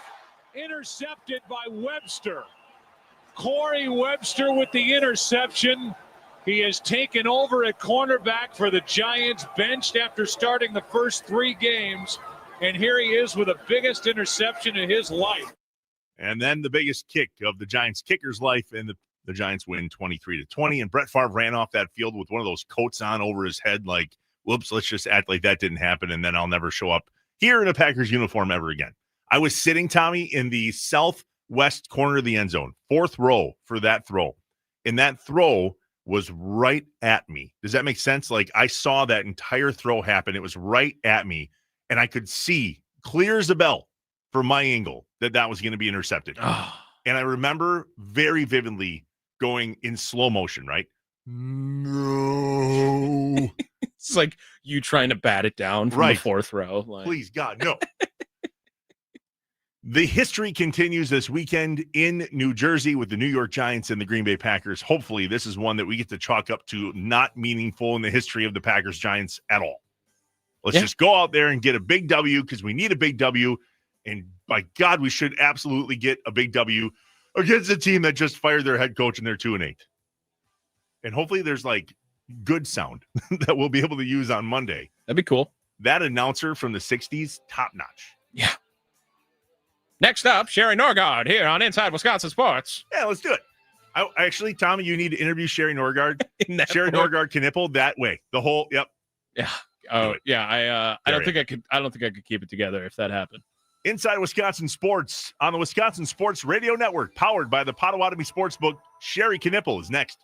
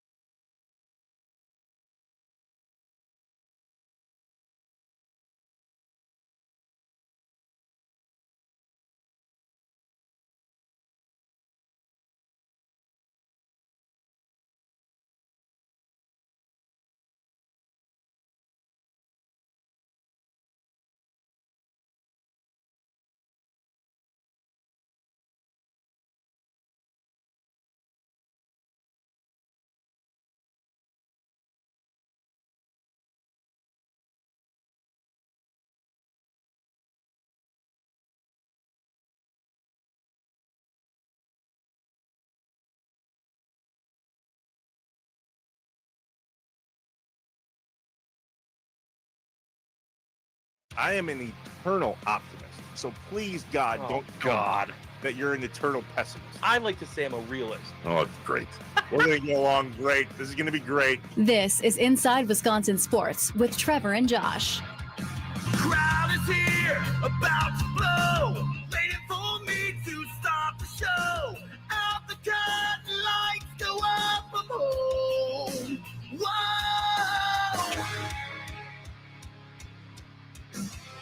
What's up, Wisconsin? Welcome in. We are Inside Wisconsin Sports with Trevor and Josh. Tommy Wart's in for Josh this morning. I almost said for Trevor. Nope, I'm here. Tommy's here. Josh on vacay. And we are on the Wisconsin Sports Radio Network, powered by the Potawatomi Sportsbook. The Nicolay Law Fan Talk and Text Line, 414-677-1250. If you have questions for our guests, get them in. Joining us now on the Wisconsin Sports Radio Network guest hotline, powered by Gruber Law. One call, that's all. Quickly becoming a friend. The Knipple family in general used to be a Norgard, still is a Norgard. Norgard Knipple, that's Sherry of UWGB fame. And, oh, yeah, Con Knipple's mom. Good to see you, Sherry. Hello. Hi. Thanks for having me. So this is the biggest story in Milwaukee sports today, and it's not even close. Maybe it's the biggest story in Wisconsin sports today, and it's not even close. Or maybe we just need something to think about other than the Green Bay Packers right now. Let's be real. How are you? First off, how you doing? Because tonight's a big night for you and your family with K2 coming back to Milwaukee and playing here for the first time as a Charlotte Hornet. I'm doing a lot better than I was yesterday. Last night, we hosted the entire team for dinner. So they pulled up in the team bus and all 15 of them came in the house, and I made chicken fajitas and rice and beans, and we had some churros. And so yesterday at this time I was running around like a chicken with my head cut off, but today I'm feeling a little bit more chilled. And, I saw Connie, I saw all the guys, and they seem ready for the Emirates Cup tonight. We chatted with Jeff Norgard, your brother, yesterday on the show, and he was talking about what it was like to play for the Bucks and now to watch Con play against the Bucks. What has Con shared with you about what it's like for him to be playing against the Bucks not only a couple days ago, but now in Milwaukee? For a kid that's 20 years old, Sherry, let's be real. That would be difficult for anybody but Con to deal with. Well, I put it on Facebook or on social medias after the Lakers game. There's Cantu has Luka on his wall in his apartment in Charlotte, and he had it in Duke too, and at home. There's a picture of Luka on our wall. And then I got a picture of Cantu guarding Luka. It's just like mind blown, So also on that tapestry that he has is Giannis. It's got all of his favorite players, whatever. And so Giannis didn't play on Monday or on Wednesday, but he's looking forward to potentially another, epic picture of him. I don't know. Maybe he's not going to guard Giannis at all, but who knows, on a switch or whatever. But it's been a complete pinch me, mind blown, continually experience. If I look at all my texts that I have to all my friends and whatnot, that seems to be like the number 1 and 2 emojis. Tommy Ward's is filling in for Josh this morning, and Tommy does not recall the epic career that you had at UW Green Bay, and yet we here in Green Bay know and love it very, very well. Number 33 is retired in the rafters, and yet that's not where the talent stops with you and K2. You've got a mitt full of boys still coming up behind Con. How is that going with the rest of your crew? Well, we're in the thick of it with Cager's recruiting. So Cager's up to 6'9" barefoot. So he just continues to grow, and I think his growth plates are still open. So we'll see how that goes. So we've been on a number of visits with him. We're going to Purdue and Marquette this weekend for him. And it's the same kind of slog every day. I say that, as a term of endearment, kind of. We go and shoot every day. We continue to make sure that, we know that the process isn't done. We got to keep getting better every day. You're a 6'10" shooter, but you can always keep getting better. So it's been fun that, it starts again, the recruiting process and that sort of thing. So yeah, it's great. And then the other 3 below them, so we're busy. Yeah. What's the order again? We know Cager, but Cash, Kingston, Kinston, Cager, Kid, Con. Yeah, so they're 8th, 9th, 10th, 11th grade. So Kidman's in 8th. Yeah. So we have 3 on the varsity this year. It's going to be so great. It's going to be so fun. So Kidman is in 8th, Cash is in 9th, Kinston is in 10th, and Cager's in 11th. That Sherry. What are you going to do when they're all out of the house? Oh, cry myself to sleep. Maybe be a little richer too, the grocery order. Yeah. I'd say you're going to be doing just fine.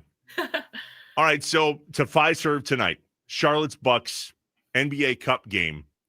And Charlotte got a great W against the Bucks just a few nights ago, but you said it earlier, Giannis didn't play. Mm-hmm. So you had the most inside scoop ever with the Hornets last night at the dinner table in your house. What is their take on what they're up against tonight against the Bucks at home, knowing that Giannis is probably going to be back in the lineup? I don't know. We didn't talk basketball.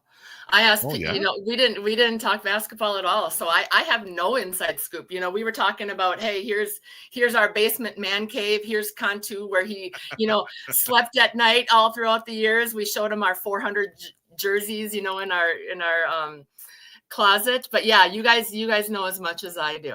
And if I knew, I probably wouldn't give anything away. That's exactly what this is. We knew that was going. Yeah, I think she knows a thing or two and just doesn't want to put it out. All we were talking about were chicken fajita recipes yesterday. Exactly. Sure. Yeah, I got it. We had Con on the show probably 3 weeks ago, and it was actually just after a Packers game that didn't end so well. I texted him on Monday night after his game and said, hey, man, you want to host a radio show on Tuesday morning in Milwaukee? Because this is going to be ugly. How fun is it for him to stay connected to Wisconsin sports, yet he knows he's not a Bucks fan anymore, but somewhere in his dome, the Milwaukee Lutheran student or is it Wisconsin Lutheran? Wisconsin Lutheran student. Why am I getting those confused? They're two different schools. I got you. Yeah. That guy was just in high school a couple years ago. No. And now he's literally going to be on the court at Fiserv. Like that's hard for your brain to wrap around. How is he doing with that?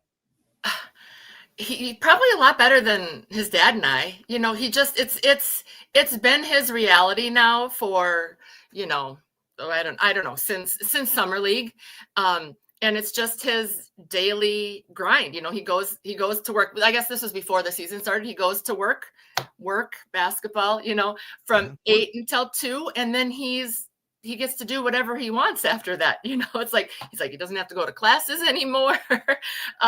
So I think it's becoming more and more just normal. This is just life. And and we can see by his play, he's becoming comfortable and confident.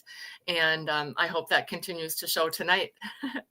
How tall is he? 6'7" or 6'6"? Oh my God. You should have seen the guys. So they all went down to the basement, the Hornets last night, and they all have to duck, because we've got just the classic, like, I don't even know, 7-foot ceilings. Mason Plumlee was down there. He was getting, arthritis just by being down there looking at everything. But yeah, I was like, I guess our ceilings are 6'6", not 6'7". No, that was bad. That was a bad joke. Do you know how tall Jeff was in college? I believe Jeff was listed as 6'7". Connie's listed as 6'6". I get claimed that I inflate everybody's heights. I say I'm 6'1". My kids would say differently. In heels.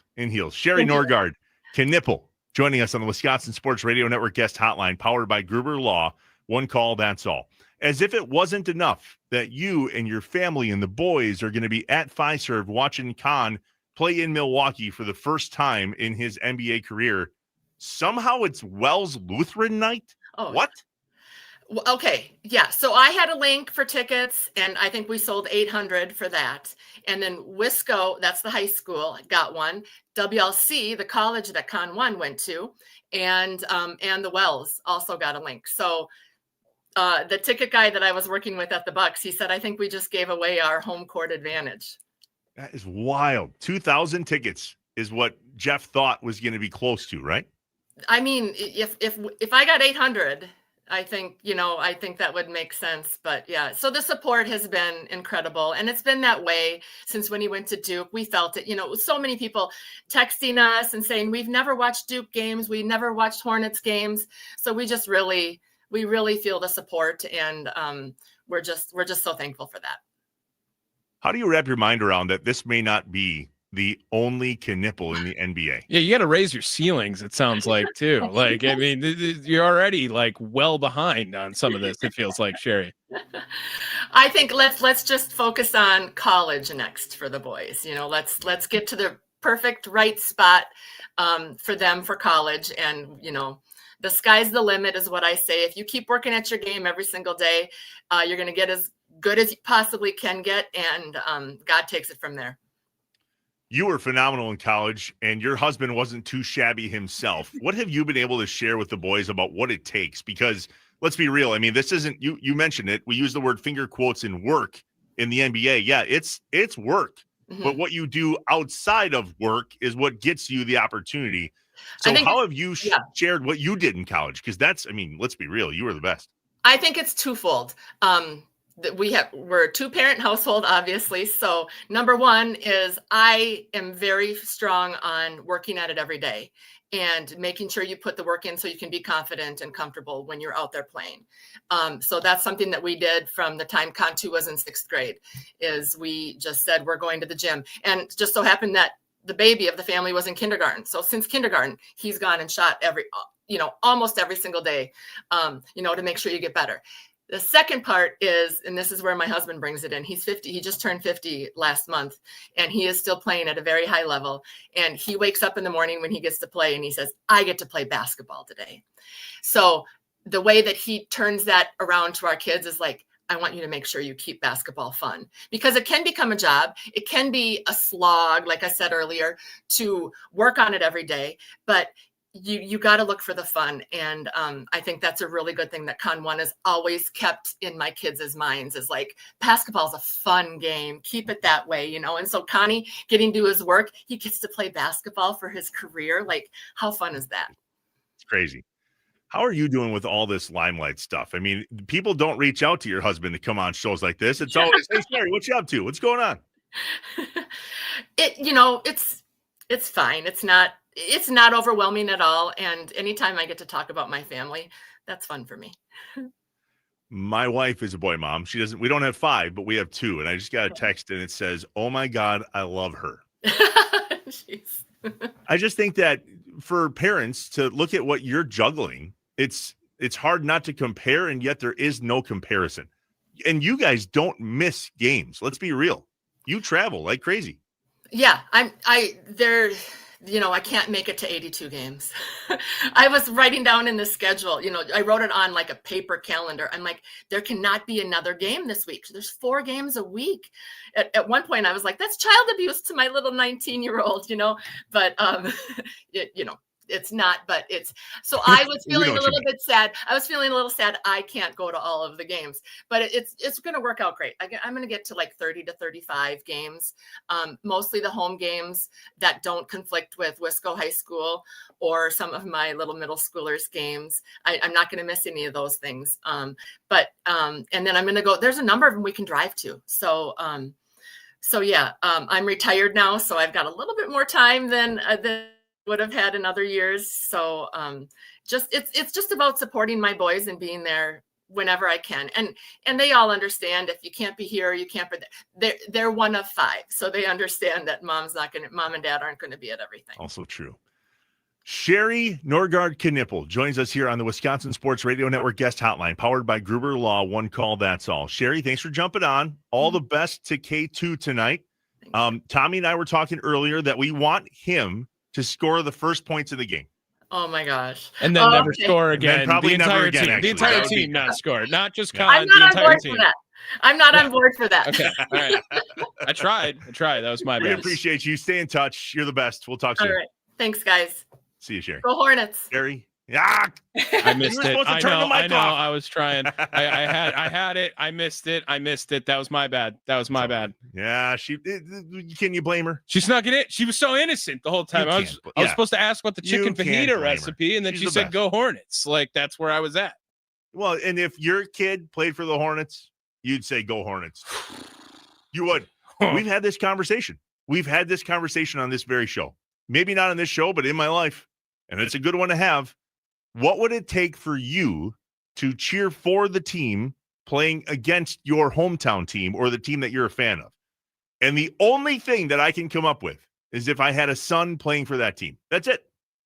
I would not cheer for them ever, other than if we had a kid playing for tonight, the Charlotte Hornets against the Milwaukee Bucks. Guess what?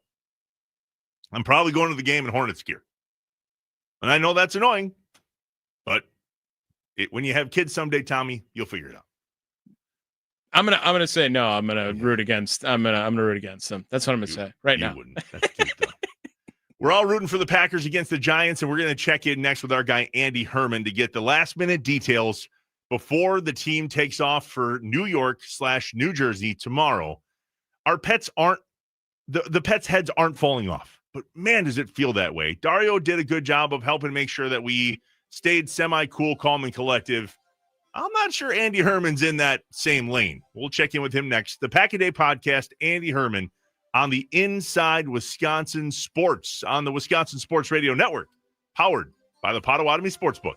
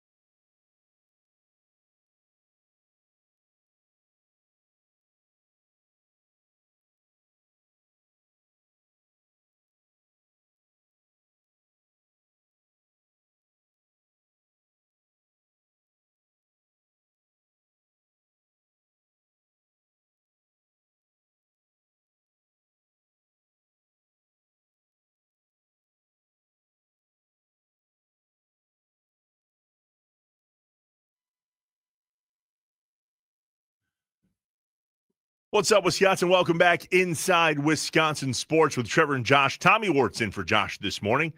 We're on the Wisconsin Sports Radio Network, powered by the Potawatomi Sportsbook statewide.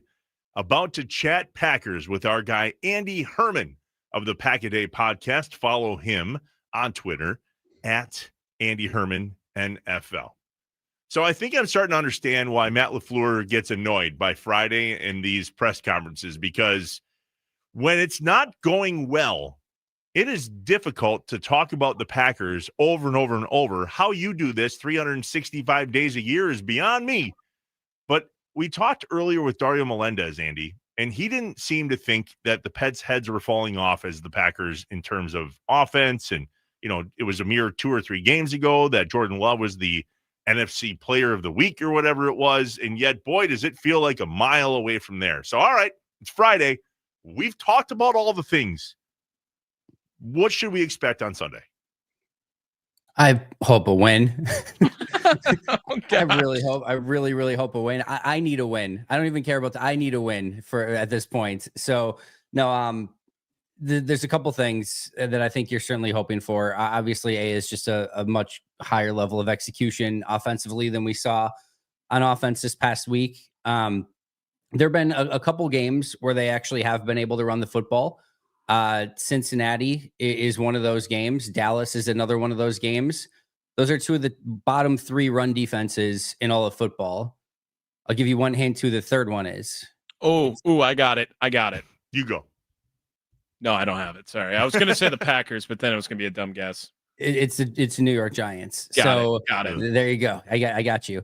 Yeah. So they may have an opportunity to actually run the football against a bad run defense, which they have shown the ability to do only against the bottom 3 run defenses in all of football. And thankfully they get one of those this week. If they don't run the ball this week, then things again are maybe looking very, very ugly, but hopefully that's the case. It's interesting that the Giants throw quite the curveball to Green Bay in a couple different ways. With it being a short week after Monday Night Football, I can guarantee you Green Bay did their scouting in advance of this week, at least some of it, in order to get ahead. So once they get to, because Wednesday was only a walkthrough, Thursday was probably a little bit more of a light practice. So they probably did a lot of this stuff, not with the players necessarily, but from a coaching standpoint to get ready for New York with Brian Daboll and Jackson Dart as the coaching quarterback.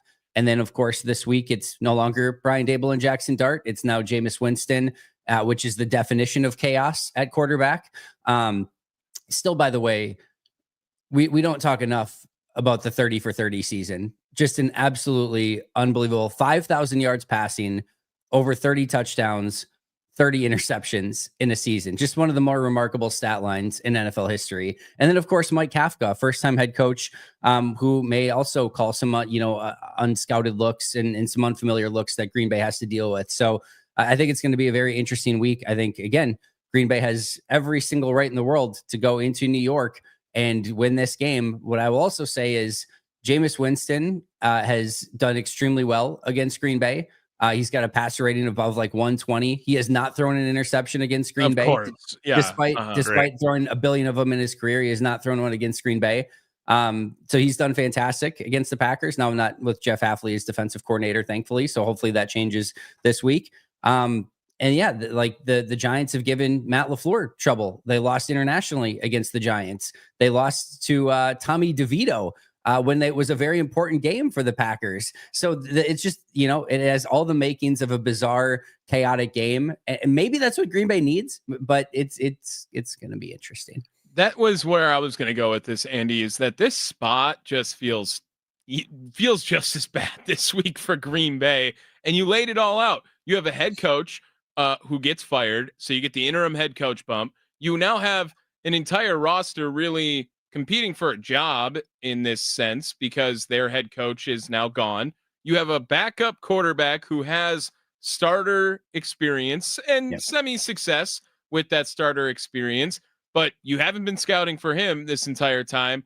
Oh, and by the way, it's a short week and your team has looked terrible for 2 weeks in a row. How does that not strike a little bit of fear into Packer consumers? To be fair, I think anybody would strike fear into Packers consumers at this point in time, unless they were playing. I don't want to, say Badgers. Badgers football won a game last week, but I was going to say, in general, unless they were playing Badgers football, you might feel a little bit better. But yeah, I think anything would have. At the end of the day, this is so much less about the New York Giants. It doesn't matter. Like, think of it this way: the Giants are out their top quarterback, top running back, top wide receiver, head coach, and top kicker. Like that. Like, I don't think any team in the history of the NFL wants to be in that position going into week 11. Yet here the Giants are. If Green Bay can't get their house right enough to be able to go into a team who has lost 4 in a row and doesn't have all of those preferred players and head coach that they went into the season with at their disposal, again, it's going to get very ugly before it starts to get a lot prettier for Green Bay. So this is just one of those where you got to go in, you got to get the job done. I asked the question earlier this week. I was talking to Thunder, and you, Tommy, what? I'm on every show. I was just gonna say, that. I have to keep track of who's on what show, but I should just assume Tommy's on all of them. Like, what does the Packers have to do, or what do the Packers have to do for the fan base to be happy in this one? And I said I think it needs to be a 3-score win. It's even funnier because it was with Sparky, but it was on Wednesday. Oh, but you were there too. That's right. It was. I can't keep track. All over. I just assume all of you are there in a huddle somewhere, and like right before you come on, you're just like, all right, us two are going to go on. It's a fumble rooski with Andy every time. Yes. I think Tommy worked like 16 hours straight yesterday. Stupid. So it's like 105.7 The Fan Roulette. You just don't know which two hosts are going to come on at any given moment. I don't think that surprised Andy at all when you said that either. I think he was all in on that. I thought you actually gave him time off yesterday. That's amazing. Congratulations on your 8 hours, buddy. Well, no, I think he slept at the station. All right, Andy Herman joining us on the Wisconsin Sports Radio Network guest hotline, powered by Gruber Law. One call, that's all. There's so many things, Andy, that Packers fans are freaking out about. Can you help just calm? Can we talk about some things that are positive that you see that we shouldn't necessarily have such a freak out, even though it feels bad? Or just should we be freaking out this bad, or does it just feel bad right now? Yes. All of the above. So we are a week to week, day to day reactionary, fan base. And it's all like, how many fan bases are actually happy in the NFL right now? There's probably about 5. The Patriots fan base probably pretty happy. Detroit, when they lost to Minnesota a couple weeks ago, was all up in arms. The Bills and Sean McDermott are going through a lot of the same stuff that the Packers are going through. The Chiefs have lost 4 games. So they're even a little bit of a tier below Green Bay when it comes to a record standpoint. And everyone expects them to be fine. Everyone expects the Bills to be fine. This has been a very daunting league for just about everybody. And now some teams are starting to separate themselves. We saw some 40-point performances from the Rams over the 49ers. I thought that was a really impressive game. Unlike Green Bay, when Detroit lost to Minnesota and had that sort of come to Jesus moment, Dan Campbell is able to rally the troops. He takes the play calling. They go up and put 40 points, in their next game. So, I just think there's been some teams that have answered the call. It's time for Green Bay to answer the call. Everyone's had to face some level of adversity so far this season. Green Bay's going through it right now.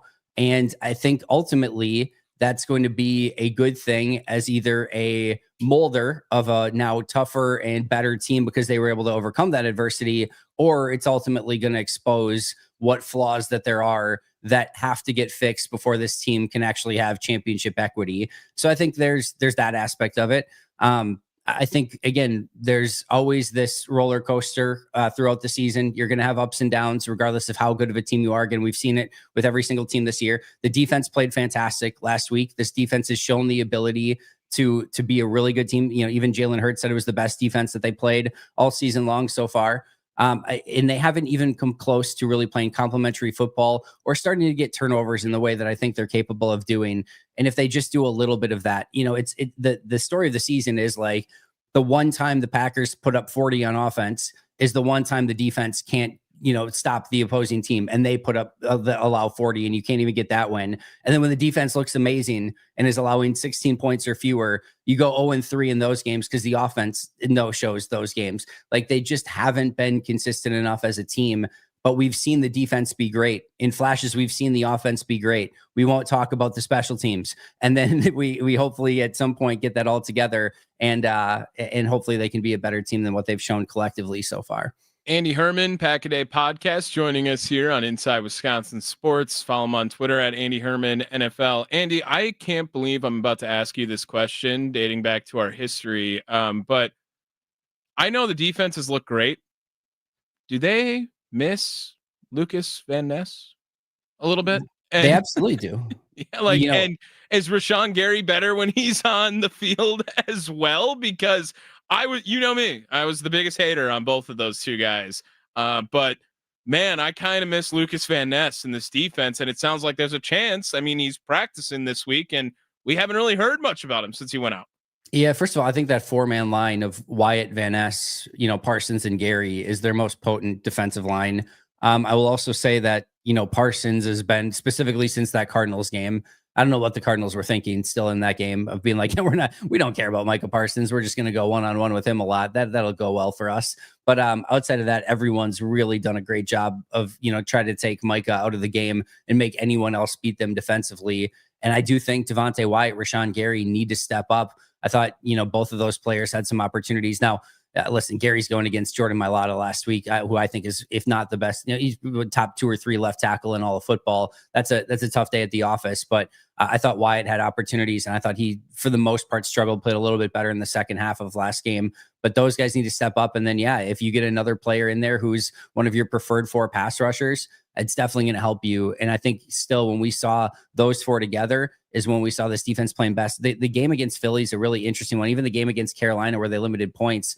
The game against Carolina, they allowed very few points, but really had 2 negative plays in that game. The interception by McKinney, which kind of got thrown right to him, and then a tackle for loss by Micah Parsons. Even the sack fumble ended up in a positive play. And then in this one too, you had the forced fumble, but you couldn't really get pressure or sacks on Jalen Hurts. And you're still kind of waiting for this defense to make a few more of those splash plays. And the more impact players you can have on the field, certainly feel your odds are better of that happening. Andy, who's the leader of the pack? I'm assuming you mean from like a captain, who's going to get the team going. You tell me what I mean. We talked about a little bit that Tucker Kraft was clearly the leader of the pack. Now we're not sure, and we're not sure if it should be a coach or Jordan Love or Josh Jacobs. But the fact that we can't necessarily just go, that's the leader, that bothers me. So in your mind, who's the leader? Yeah, I think Josh Jacobs certainly in that offensive room. I do think Micah Parsons certainly is having that huge impact in the defensive room. And you have Xavier McKinney there too. I think you have the leadership on that side. I do think Tucker Kraft was a huge piece of that. Now, he is not in a better place, as Romeo Dobbs may like to say. He's still with us. So that's a good thing. He's still there being a captain despite him not being able to play. So you have that as well. But yes, I do think that this team, needs to find a way to rally and come up with some answers and have that galvanizing moment. And again, just to sort of learn from this adversity. I know that the young team excuse is out the window. It doesn't matter. Nobody cares, in the fact that you're expected to be a Super Bowl contender. You've made the moves. You've been in the playoffs the last couple of years. It's time to grow up in real time. But I still think that, you're prone maybe as a little bit of a younger team to kind of go maybe through a lull like this. And again, if you can come out the other side of it better, this has the ability to be a key moment for this franchise where they're at right now. So what's your prediction for Sunday? And I know that how much we love giving our predictions, but I'll go first. I was on the record earlier saying 30-10 Packers, and somehow we're still not going to feel great. What do you think? I'm going to go 23-16 Packers is what I'm kind of feeling right now. I still think that there are I really did not like the offensive tape when I went through it. Sometimes I get to tell you guys like, hey, I know that the game looked bad, but the tape wasn't as bad as you think it was. That happens a lot.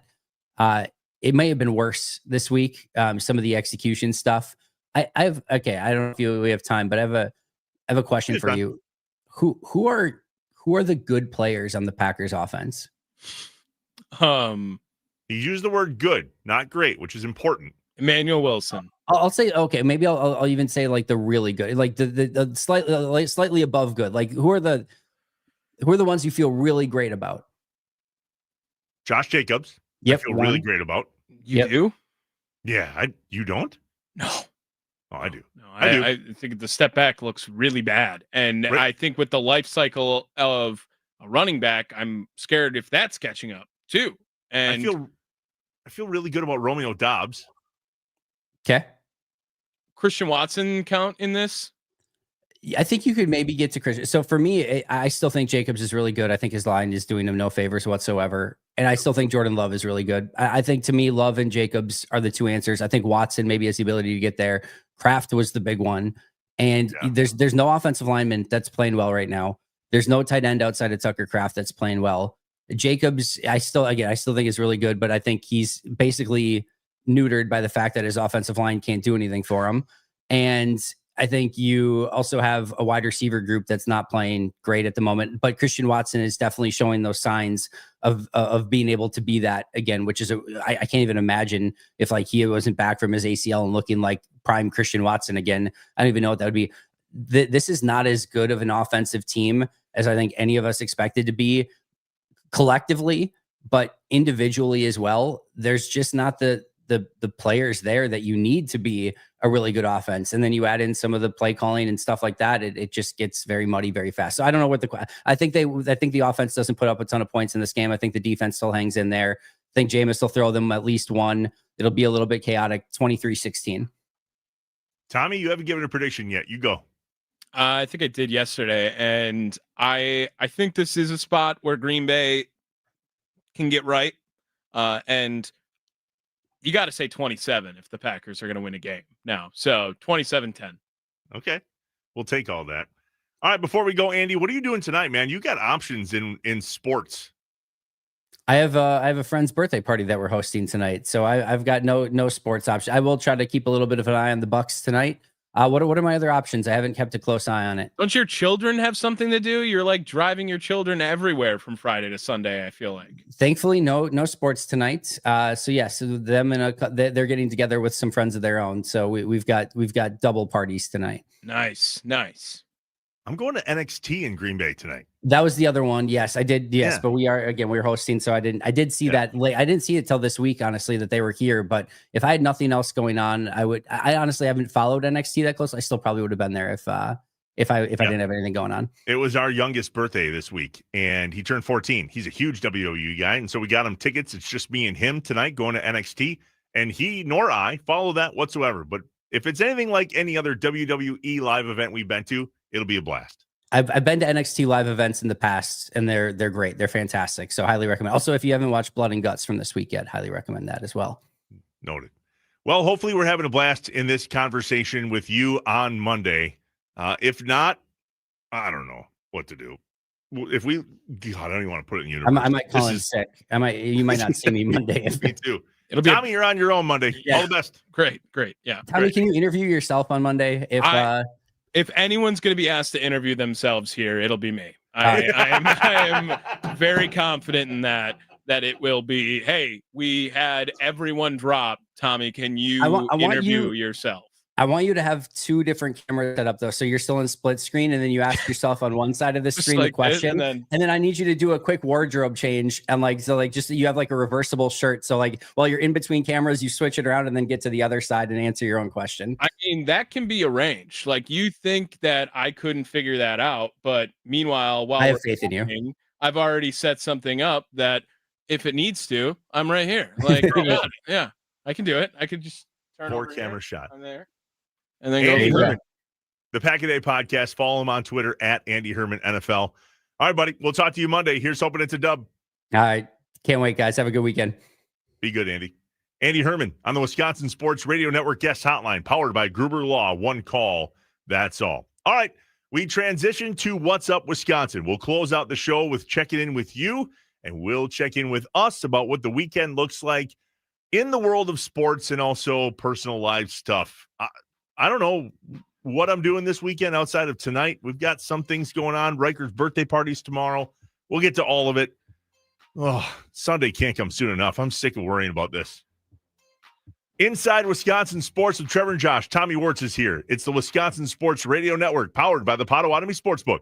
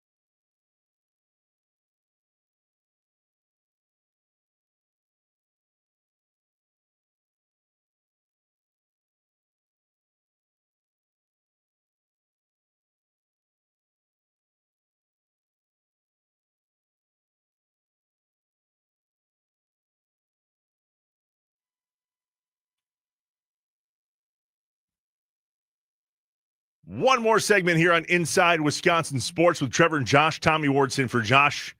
We call it What's Up, Wisconsin. Here we go. Trevor and Josh want to know. What's up? What's up, Wisconsin? What's up? What's your plan for the day? What's up? What are you doing tonight? What's up? Let us know what's up on Inside Wisconsin Sports with Trevor and Josh. Tommy, what are you doing tonight? Are you working by chance? Trevor, it's a big weekend. It's a big weekend. Tell me more. I have off tomorrow. What? Yeah. Yep. So that's number one. And be done by hopefully 3:00 today. That's the plan as well. Yeah, that's great. So when you're off on a Saturday, do you still pay attention to sports, or are you just going to go drinking and catch up on sleep? No, first and foremost, I am a diehard Wisconsin Badger fan on football, which so sorry. Well, right, but like now I feel like I have to be the voice of anger for the Wisconsin Badgers. So if I'm going to be the voice of anger, I better pay even more attention to it. So I love going watching Wisconsin football, even in an angry mode the entire time. It's just like, yep, all right, knew this was going to happen the entire time. Great. And it actually does make me chuckle by the end of it. But I think I am the biggest Wisconsin fan, maybe me or Mitch Nellis, at the station. I think You're a lot alum, aren't you? You went there. Yes, I did. Me and Mitch both went there, but it derives even before that. I transferred there. Like I went to UW Parkside for 2 years before I went to UW. Sure. But I had the highlight pulled up, and we're not going to force it in now, but like the 2014 Packer game, I know exactly where I was. It was one of the first time my dad had ever let me watch a night game at the bar that we went to go watch the games. But we always went to the Badger games on Saturday because they'd be at 11 a.m. And it's like, okay, we'll get a couple of Diet Cokes and then watch this game or something like that. So I love, like, my other job I had, I remember when John Clay walked in and you would have thought I met Aaron Rodgers. I mean, like, it was unreal to see John Clay, and just a mammoth human, just huge, man. I couldn't believe it. But that stuff like that, like dating back to then with the Badgers is where I go. So I'll be watching Badger football. I'll be taking it easy. And then, of course, Green Bay football postgame show on Sunday, man. You don't get 2 days off. You got to get right back to it. Heaven forbid. Heaven forbid. And then, boom, right back on the morning show here on Inside Wisconsin Sports with me on Monday. Yeah. It's been all right. At least it's been fun the last 2 days. If it would have stunk, then it would stink on Monday morning. But I think I'm all right now. Good. Well, appreciate that. Thanks for that.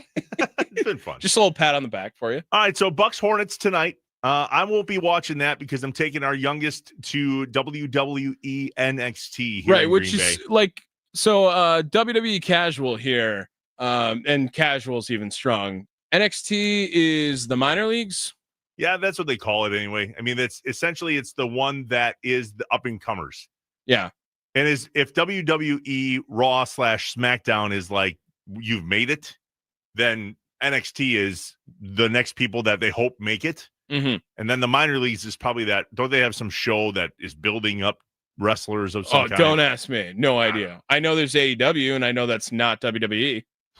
I watched some AEW stuff somehow on a rabbit hole of TikTok.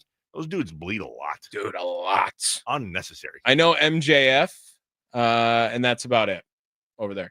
I don't even know that. Yeah, he's their guy. It'll still be fun tonight. Riker digs it. It's his birthday present, his birthday party tomorrow. Gonna miss the Bucks thing, but I'm gonna definitely catch it afterwards. I just want to see how that goes. It's neat to have skin in the game on both sides, just a little bit. This isn't the first time I've experienced this. I've known players in other sports that have played for other teams, but at some level, it's fun to watch when you kind of know, both sides. I can't express to you. I went to not a rival high school, but same conference as Tyler Hero down here. So we played him twice a year. I wasn't on the basketball team by any means, but man, I just always rooted against him. I'm sorry. It was just never, I was never like, you know what? I can't wait for Tyler to come here from in Miami and just like, I hope he has a good game. It's like, no, I kind of hope he misses every shot. That's fair. There's probably some people that played against Khan in high school that feel the exact same way. He and his family not only have become friends, but have been very good to us on this very program here to be able to pop on Our thanks to Sherry Norgard-Knipple for joining us today, to Dario Melendez for helping us preview this Packers game on Sunday. It's a pretty big Wisconsin sports weekend. And obviously we chatted with Andy Herman as well. Bucks tonight, Badgers football tomorrow, Packers on Sunday. And then hopefully we just do all sorts of celebrating on Monday morning. Can you imagine, Tommy, hosting a radio show where we talk nothing but wins? Are you Wisconsin including? football. No, I was going to say, stop It's it. not, yeah, it's not. Stop. That was foolish. But Yeah, that would well. be if the Badgers and the Packers both win this weekend. I'll do the show with my shirt off. I was going to say I'll do the show. We'll do. Okay. Should we both? I don't think that's a good idea. We might. Camera will be only on like this up, but I will do the show with my shirt off. Yeah, just move the camera. There you go. Shirts off. Doing the show with the shirt off. We won. Wisconsin football won. The Packers won. The Bucks won. And this is all. It's just a bald head, and God, that would be absolutely. We'll do Halloween costumes 2.0. We'll do costumes. We hope you have a great weekend, Wisconsin. Thanks for joining us here on Inside Wisconsin Sports on the Wisconsin Sports Radio Network statewide. So grateful to be on in Green Bay and the Fox Valley on 99.7 WNFL, 710 The Game in Duluth Superior, 1250 AM and 105.7 FM The Fan in Milwaukee, and 93.9 The Game in Wausau. Let's go, Pack. Let's go, Bucks. Let's go, Badgers. Let's have a weekend, Wisconsin. Stay safe. Be good. We will see you here, me and Tommy, again, Monday morning. Josh is back Tuesday here on the Wisconsin Sports Radio Network, powered by the Potawatomi Sportsbook. Tommy, we're not done yet.